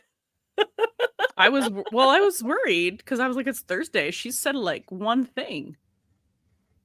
And you didn't respond to any of the things about tonight, so I was like, everything okay over there? Yeah, my kid just hit some shit with my car, and Rachel does need to get off the Odyssey. yeah, Yes.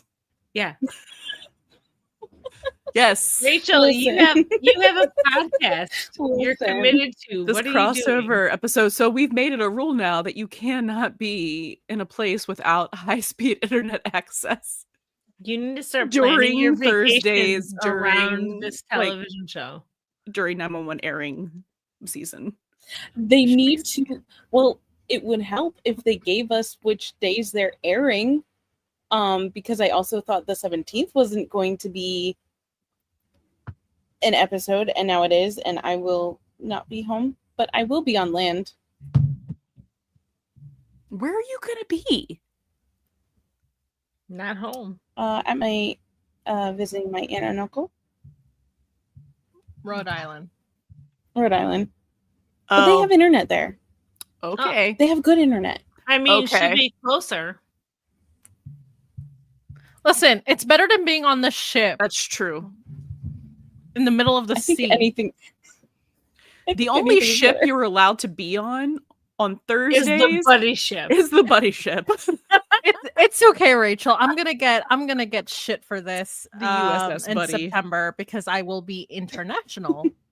I think But you on the have second internet episode. there. Oh, Second episode Mm. after the premiere. I think allegedly. Yeah, I think I do have good internet because I told my aunt real quick. I was like, "Hey, I'm working that day. Can you please let me know what your internet speeds are?" And she sent me a screenshot. It was like 300 megabytes upload Oh, or okay. something and like 300 download. But let's see if that actually is. as opposed to my 1 and 2. Yeah. Oh Yeah. no. Rock wants to know if we watch It's Dr. not Odyssey. bad for We regular do. internet stuff. I haven't Phil watched. and Rachel are not caught up. I Yeah. think Megan and I I- are. I am caught up except for tonight's episode. Well, yeah, and we didn't watch We're tonight's like episode, 2 or obviously. 3 weeks behind. I Yeah. genuinely think I'm going to give up on it because my big theory, I feel like, is crash and burn because of the crossover. and that theory. Oh, I didn't care about that theory. I just was like, that was kind of the only reason I was still watching. I only started watching it because I thought the thruple thing was actually going to happen, and now they're doing this weird love triangle thing, and I'm like, I could watch literally anything for this. And that's why a big they're reason just I'm doing quitting. a will they won't they, so they renew it. I don't like it. I don't like any of it. It does not seem like that from Dr. Odyssey's POV. It was, I was really excited at the idea of the throuple, and there was a theory that I thought was interesting. Like you are having a late to play. Don't say that until she's home.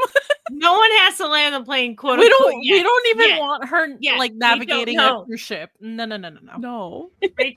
Rachel, when you die, Knock on wood. just drive home. Also, avoid orcas.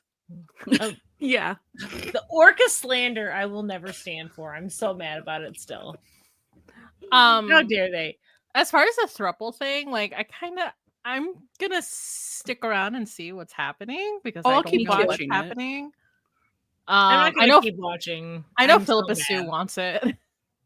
I'm so annoyed about the whole thing because the throuple thing turned into a love triangle and a pregnancy and who's the baby thing's pissing me off. Pissed me off. Really all of that pissed me off. I was like, it turned out to be from one thing that I really wanted to two things I really didn't want. And now that Athena was on the ship and it wasn't a COVID fever coma dream, which I was kind of hoping that the whole thing would kind of be, because I don't give a shit about that theory. I'm actually glad that theory That's is what dead. Syl and I thought too. I think it would have been interesting if that was like, No, I and loved people it. coming and going from the ship, or people who were going. I already through watched long- Lost. I'm good. Good. Oh.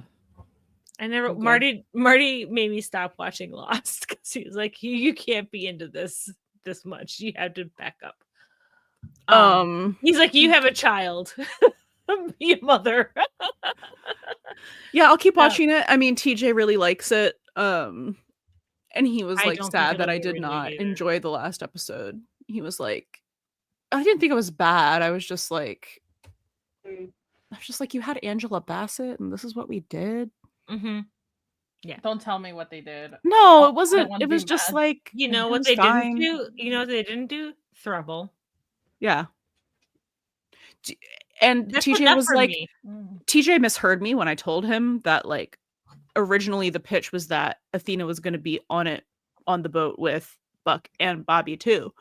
And he's like, so is there another crossover episode where Buck and Bobby are also there? And I was like, no, they like nixed that. And he was like, oh man. And I was like, yeah, exactly.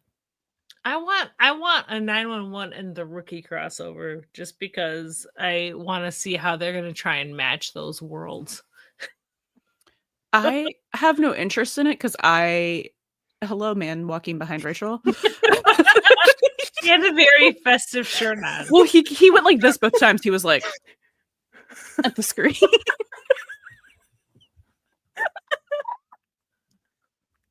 Rachel's so happy and comfortable right now. I can tell. Cute non-duty navy blue booties. No, and everything's let him still, go like, on a trip with his mom and dad. So slow for me. I'm wondering if I should just like leave and come back. You try it.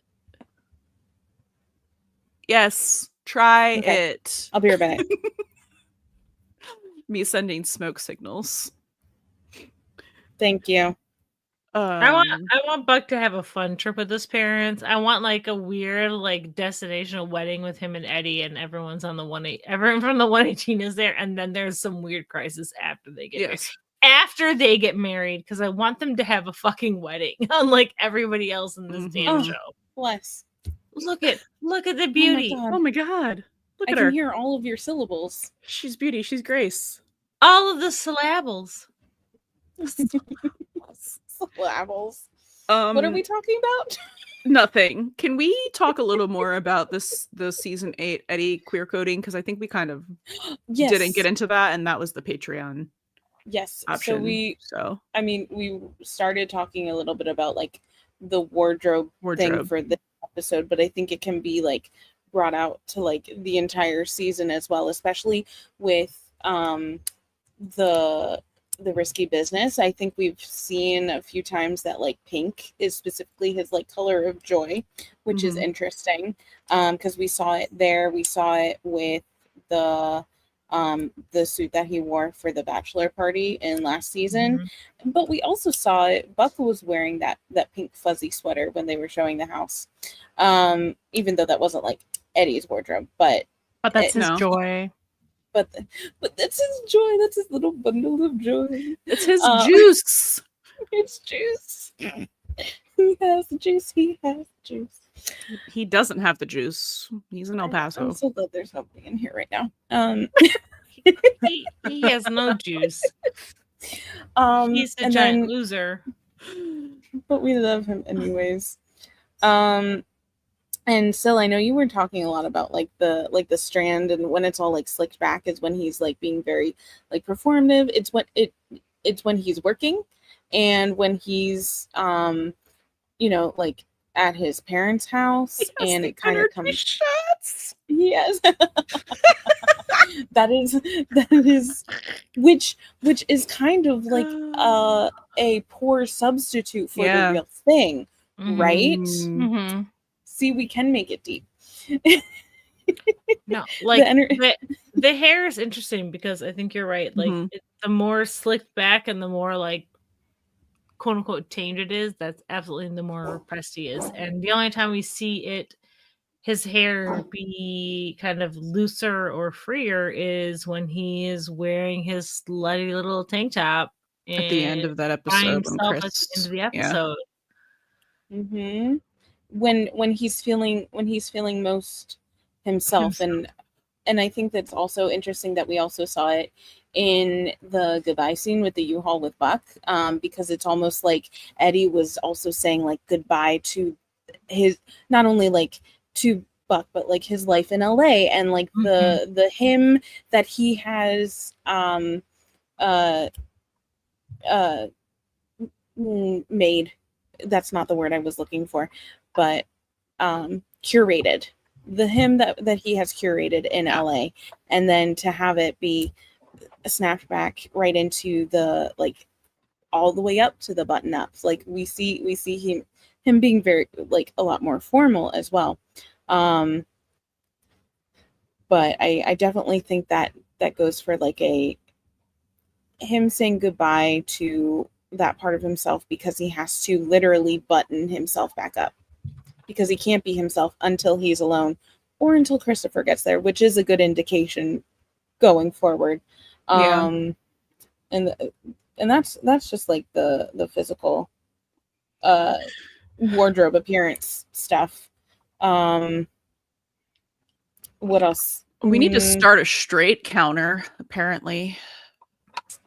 Did we get any in this episode? Guys, he's super straight.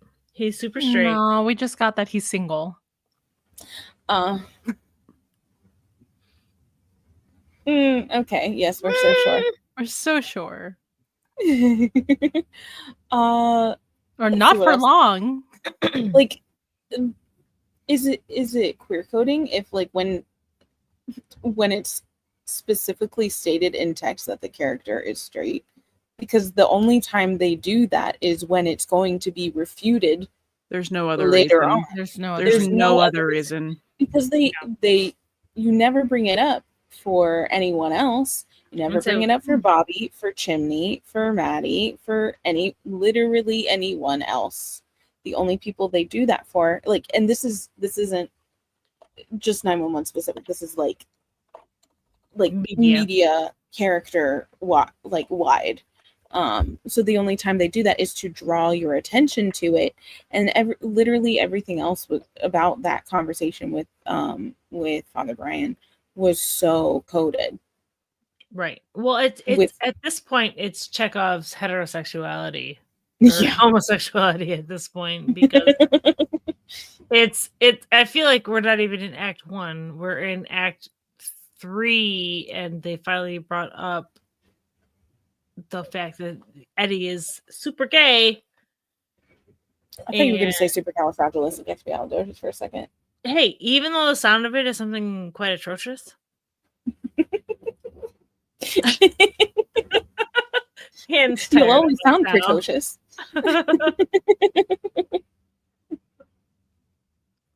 Oh my god. No, this is Chuck, because technically this is the same universe. This is just Chuck fucking with Yes. We have the gas and sips. It's the same universe, so this is Chuck. And you know, he's wondering where Dean and Cass and Sam are. He's like, who are these yahoos in the fire truck rescuing me? He was the pizza man. He was the pizza man. He also sensed a disturbance in the tragic gay force. Yeah. Needed to be there. And it's like, Chuck said that like Sam and Dean were his favorite show, but not his only show. Not his only show. So I think sometimes he took a little vacation down to like 911 land. He's like, let me find another gay show to watch. He was feeling the slump in 2018, also watching Supernatural and thinking maybe I should find another show that gives me a little more joy. Chuck and I are one and the same. So yeah, there's we need to start a straight counter, like just episode to episode, because I feel like that's not the last time that's going to be brought up. It is also. No, and it's also interesting though that like we've got it from Eddie specifically once, but we've gotten it more from Buck than we have from Eddie, which is also very interesting to me. Yeah, because it's like Buck is much more emphatic about this particular fact than Eddie is. But it's always, Buck said 1 + 1 must be 0. It's always Buck's insistence has always been in refuting his feelings for Eddie, which I feel like is so crazy and interesting, because he's like, me living in this house isn't weird because Eddie was a renter and he's straight, so I can't have feelings for him because he's straight. It just takes that was the addition.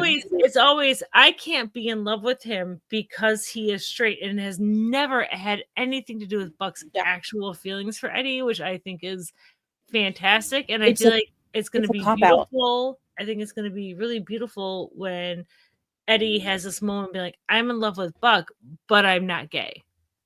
Because I feel like that's what it's going to be. Like, I love the idea. Like, we see so many edits and fics or whatever about how Buck be fine loving a boy if it wasn't his best friend. He'd be fine. He'd be fine loving Buck if Buck wasn't a boy. And I feel like that is a thing that we might actually see. It is messy and hard between them. Which every time I read this line, it sounds dirtier. So it does. Pornographic. No, it does. There's so much euphemism in that line of the things that aren't being said. They both could have handled it a little bit better. I know. They're still. You don't want to. What? This. So. No, I can't say it. Say it. I'm not gonna say it out loud. Type it. You can type it, and we'll say it for you. No, I don't even. Honestly, I didn't even string the words fast enough in my brain. We could couch it and pretend it wasn't you saying. They're done. They're gone. Fine. Yeah, Rachel can say it. I know this thing between us has been messy and hard. No. What the fuck? Wink. What are we saying, Eddie? What are we saying? Yeah, and what were we talking so much about euphemisms? Was that in our plot device episode that like so much of stuff was just like euphemistic? We're pretending that's a word. I think it's a word. Anyways, it is a word. Thank you. In the Rachel dictionary, it is. In the non-Rachel normal ordinary dictionary, it is also a word. Thank you. No, what was I saying? That like for them to be talking in euphemism so much about that kind of stuff, and then to kind of like use that again in the context of like Buck and Eddie, and it's just like so much that is unsaid as well. And then if we're gonna talk more about the queer coding in season 8, like the whole mustache thing, like that can't go unsaid. Like, so it's interesting because so much of it is like physical appearance wise, which is I think what happens a lot where you take something that's on the inside and then you put it on the outside to really like draw attention, or it's a literal like projection of it, even if it's like unconscious or subconscious. And I don't think we have time to get into the history of all of that, but we miss the mustache every day. We miss the mustache every day. And I think we, are in competition with Kenny Choi. I'm going to say that right now. We are in competition for mustache lover. Sorry. Yeah. No, you're good. What I had to say had nothing to do with anything. I'm annoyed about how much I grew to love that mustache. Don't be annoyed. That's right. That's right. You didn't love it right away. I'm kind of mad about it because objectively it's a terrible mustache, but it looks it's not. No, it's not. No, it's not. It's not actually. It's very good. I love that all three of you froze at the same time. Oh my god. It's glitchy for everyone tonight. His mustache.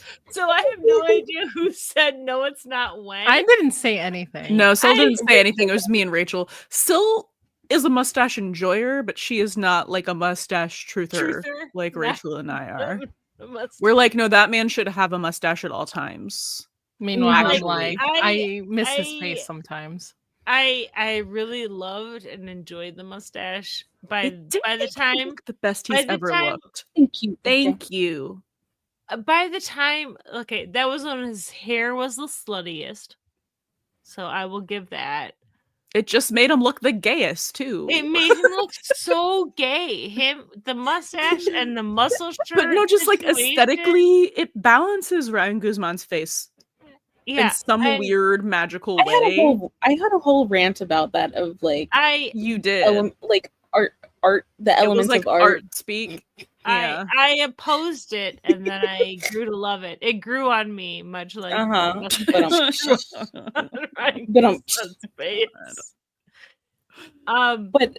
yeah, the mustache. But there is if he's using it as a disguise, I don't want to see it ever again. I just want this man to live his truth, his gay, dumb truth.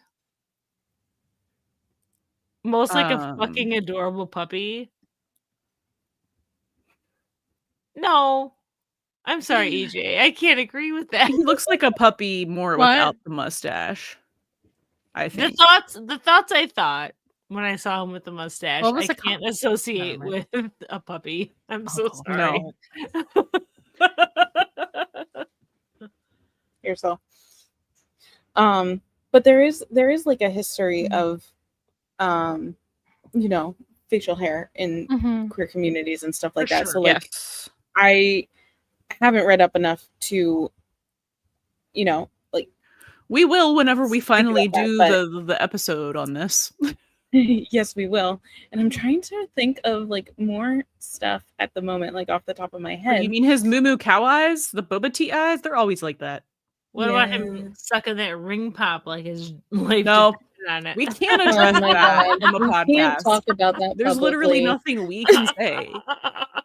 Other than it happened. Other than that, there were choices that were made. We don't know who made them. And that was the thing that happened that we watched. That was the gayest. No, it wasn't the gayest thing I saw on the show. There are gayer things. I just want to know what the purpose of it was. No purpose. There was no purpose. But like there was no purpose. It was just a choice. The sustained eye contact while if it wasn't supposed to be gay, why was it happening while he was staring into Buck's soul? Why was the ring pop on this finger? So he was on his thumb. Like this. Sucking it. Yeah, it was on his thumb. Maintaining eye contact with Buckley. Listen, these are all things we have noticed. None of this has to do with this episode, but it all has to do with Gay Eddie, and Gay Eddie is a part of all the episodes. Yeah, that's true.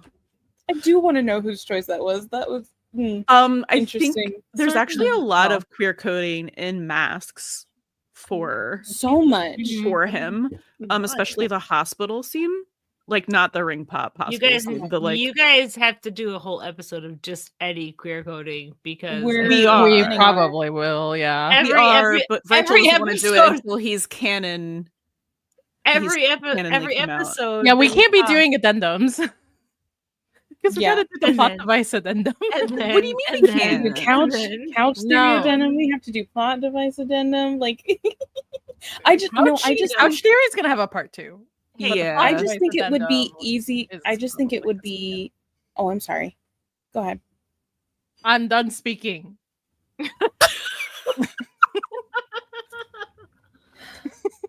Tommy Plot Device just devised the plot again last week, so you don't need to have an addendum. He's just continuing his job of being a plot device. Yeah, but he's done is my point, right? No, Are he's you- gonna be back. He's gonna be back. EJ, But we as a- can't. No, I know Device he's coming back. I addendum. just thought, well, actually, you know what? Whatever. I'll shut up. No. EJ, you can't talk like that. You can. We just can't say anything about it. You can't talk like that. These are things we've also noticed, but again, It's definitely a choice. who were making the choices, we don't know. We just know that it was a choice. It was a choice. We all clocked it. Made All note. had our own thoughts and feelings about that choice. And you're right, Anyway, it worked. Some feelings. the clear coding in Masks when he's by Buck's bedside, like the worried wife, looking but not looking at the swimsuit magazine. He's literally just like you're paging through it faster than you can even like He's look at it. performing. Or It he's is- like it he is a has the page performance. open and he's like glancing up at Buck, Mhm. trying, but like no wait, I shouldn't be looking at him. It was a shield. Anyway, it's almost midnight. Mhm. It is almost midnight. Rock has asked this, and I think several other people asked it earlier. So let's just mention this really quick, and then we can wrap it up. When do we think Eddie's coming back to LA? After 13. I don't think they can keep him away that long. I'm so torn right now. Or 14. Like maybe like end of 14. I would tend to agree with that. Like maybe it isn't by like the end of 13, but I with- was thinking end of 13 or 14. Now I'm thinking 15. Well, I think it really depends on whether we think he's going to be involved in some way in the large emergency sort of thing. I can see yes, but it would be like kind of a like a sped up sort of journey for him over in El Paso.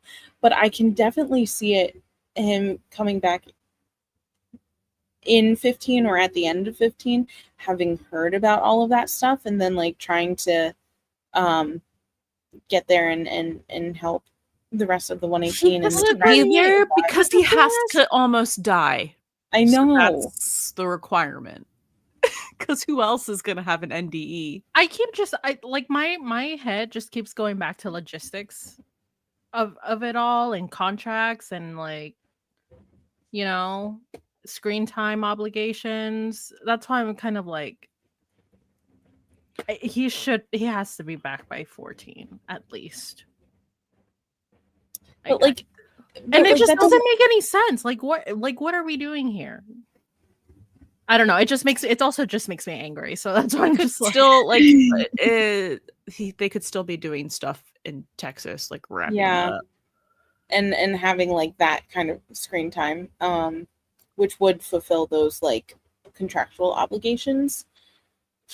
I originally thought he would be coming back by like end of 13, early 14. I'm kind of wondering now if like they're going to have that emergency ball start rolling in 14 and sometime in like early 15 or mid 15 him like get wind about it and like come running to save the day. But like I could also see that happening. I think it's also hard to say because we don't know how 14 and 15 are playing out. Yeah. I think he has to be there for part of that emergency. I think when we see him again in the show versus when he is a part of the 118 are two different different answers. for sure. Yeah. So I think he will definitely be a part of 14 or 15. I feel like I'm feeling more that we'll see him more in 15. It'll be more like a Albert situation if there's a big car pileup and they go through a lot of stuff and then they don't realize that there's another situation, and that's where Eddie is in 15. As far as the one joining the 118, again, I would even put it at like I would put that at the end of the 16, Yeah. 17. Like Maybe even 17, 18. Yeah, I don't see him rejoining the force, the department, until end of season.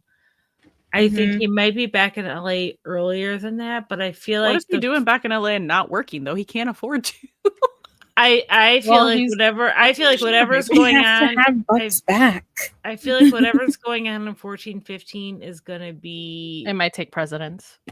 Yeah, It's gonna be an issue. Maybe he can't. Maybe he's in the accident and he can't work because of injury. Oh, if he's recovering, sure, or something like that. But I don't know. I think so much depends on where we see where he is with Christopher in the next episode. I hope he is working when he gets hurt because he can't afford those medical bills otherwise. He's still on the LAFD's insurance for at least a month. Oh God, it's been 3 weeks though. It's been 5. 5. Oh, then that's it. He better. Yeah. Oh man, yeah. I'm It's so hard. now.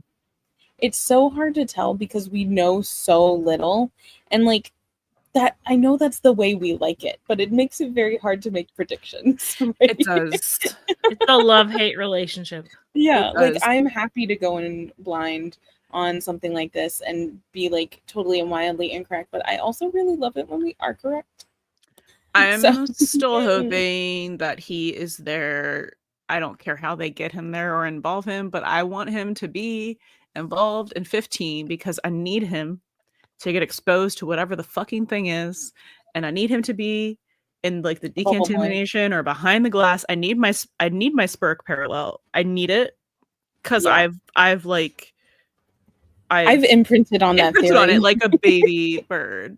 100%. I need it so bad, especially because we've gotten the visuals with them on either side of the glass closet, which I know is also like a metaphor for there being like an obstacle in between them, but like it can also like be pervasive enough for that as well. And I'm just like, I need more of that. I need more of that. And I need it in like the Spock and Kirk way. He's literally in the glass closet.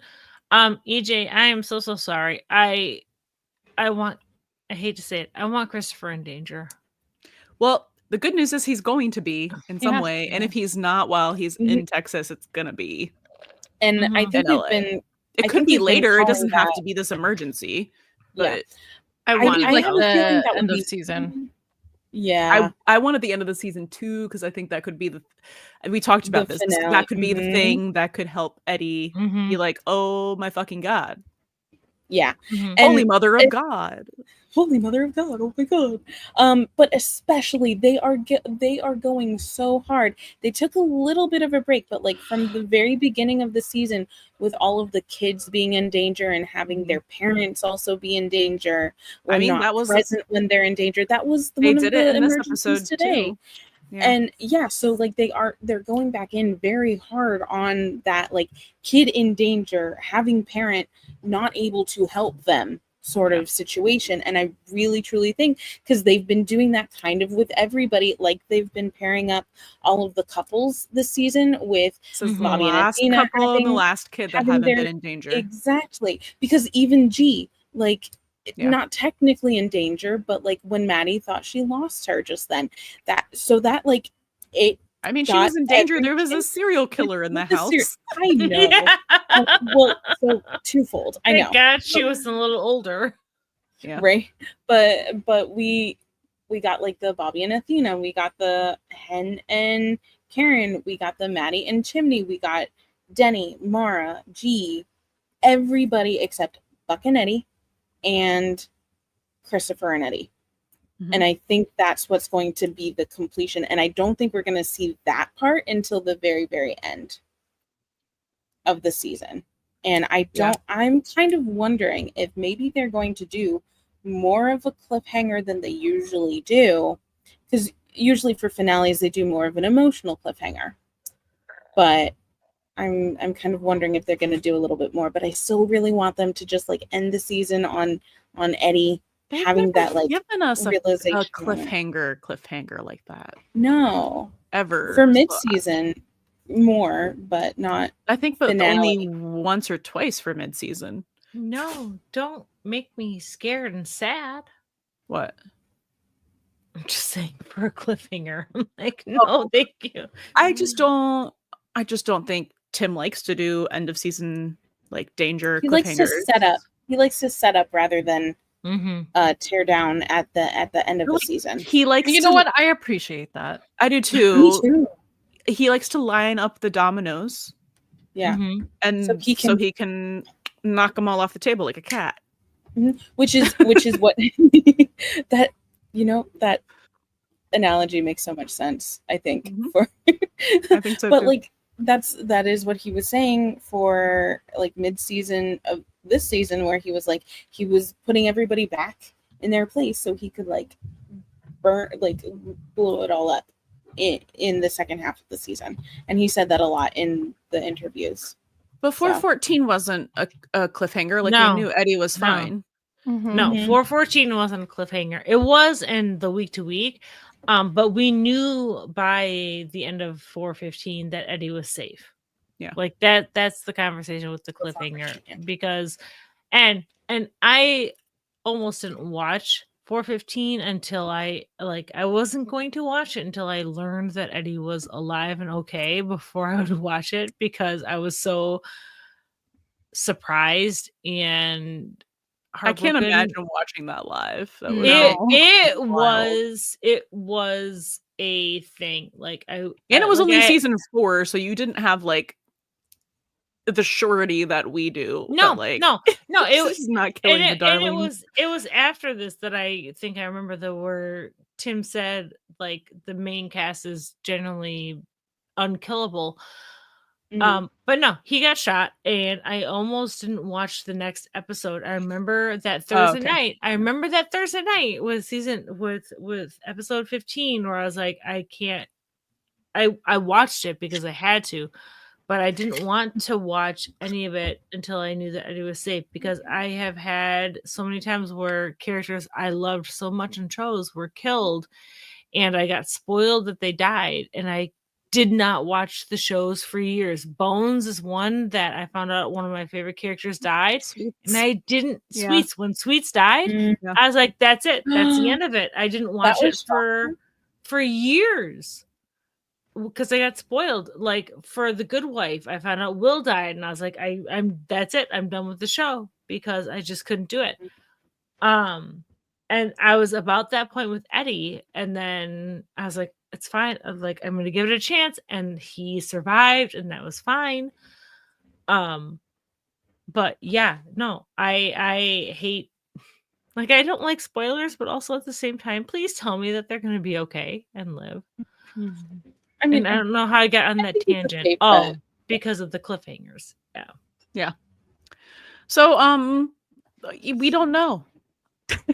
We hope this helps. Too long don't read. We don't know. We hope this helps. How do we think? Here's our wish list. That's it.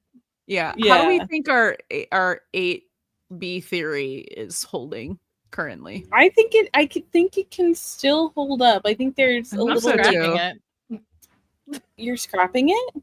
You're scrapping it? Yeah. No faith. Do you really think it's going canon this season now because of the marketing? I don't know. I have to watch I have to see how this plays out. After this episode, I really don't think so. Yeah. I don't think we're gonna have canon Buddy. I guess. What do you define? DJ, I'm so glad you asked. We have a 10-minute video. We have a 10-minute video on our YouTube that you could watch, or you can listen to our entire episode about For, episodes 9 and 10.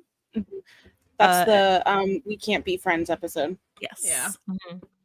Mhm. Meg, yeah. to also answer your question, I think I forgot what you were gonna ask actually, but like I think around the lines of like, or someone said, "What do you mean by canon, Eddie?"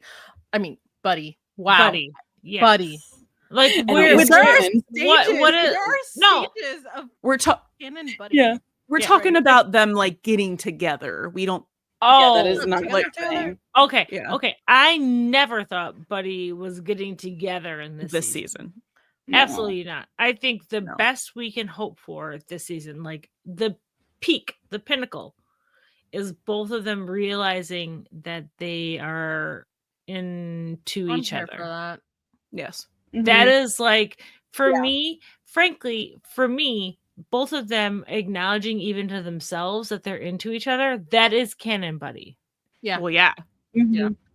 Them getting together has nothing to do with canon or not That's canon. stage them, 3, Buddy canon.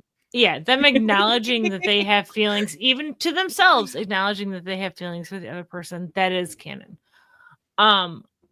So I never thought they would be together this season. I'm like, season 9 probably is where we're hoping for. That's, I think, where we're gonna dig into that. Yeah. EJ, I don't think that this would be a kind of cliffhanger they wouldn't do. I think No. that they would absolutely do the emotional cliffhanger of Buck's having his feelings realization. Buck had it. Currently. I think we watched it. We watched it, but And he's Yeah. him crash the fuck out over But it. not in a conscious way. It was a subconscious yeah, Yeah. but like realization, but not like, oh. we're gonna Yeah. have a more implicit one. And then I think Eddie's is gonna be like the finale, and I think him having the feelings realization, that'll be the emotional cliffhanger. I think And- a confession and then them doing a cliffhanger for that, I don't think they'd do No, it. no. Mm-mm. I don't think so. I think that would be like mid-season of 9. That 9. could be a mid-season. I cliffhanger. feel like Eddie is, or Buck is on the precipice of recognizing everything that we've seen from Buck in this season is like pushing him towards realizing that he has feelings Yeah. for his straight, quote unquote, straight friend. He just needs Eddie to say I'm gay, and then he's gonna understand. And then he'll be And then like, we're gonna get to see "Oh, a no." whole other crash out. I think he doesn't even need to hear that. I think he just needs to take a breath. And then do what? Self-reflection? For a second, for just 1 second, he he needs to doesn't have breathe. time for all that. But my whole point is Buck and Eddie becoming canon is not Buck and Eddie getting together. It's not Buck and Eddie declaring their love for each other. Them being a canon so interesting romantic because that's- relationship is both of them recognizing that their feelings for the other one is romantic. Yes. Because you can have canon romantic relationships that don't work out, that they don't Mhm. wind up together. But I feel like this season we're gonna see Buck figure it out Yeah. and Yeah. realize it, because everything that we have been seeing for 8B has been pointing to Buck realizing, oh shit, Yeah. oh god, it's gonna, Like, and he he's is gonna, closer he's to that precipice he's every gonna time. crash out and he's gonna have a hard time. I feel like next season is when we're really gonna actually see Eddie dig into it Consider more. Yeah. Yeah. I think he's Which is- considering it maybe in this season, but like really get into it, because frankly, Eddie has so much more to work through. No, he will never self-reflect. He literally said, I am an ally. He went from I'm an ally to fucking dudes. Like, this man does not reflect at all. He had already kissed a man, was on a date, and said, "I'm an ally." yeah, That like, first-hand embarrassment is so this real. man for me. does not. Just This put it man right does next to not. Eddie, so we That stop. man does No. not self-respect. Here's the two scenarios I think we can see Buck have the out loud feelings realization. Mhm. He finds out that Eddie is actually gay, or Eddie almost dies again. Yeah, Mhm. That's it. that's his. Yeah. Oh fuck! I'm in love with Eddie. Because what they have realization. established very much is that He knows, is. but he is not willing to know until Mhm. there is like Yeah. irrefutable Mhm. proof looking him in the face.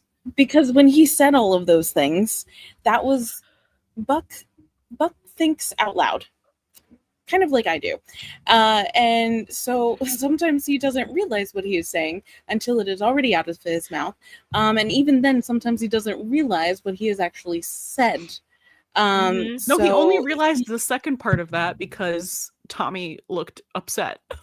yeah, But and Tommy Endgame. but he still doesn't Oh my God, he Meg. still doesn't realize that he is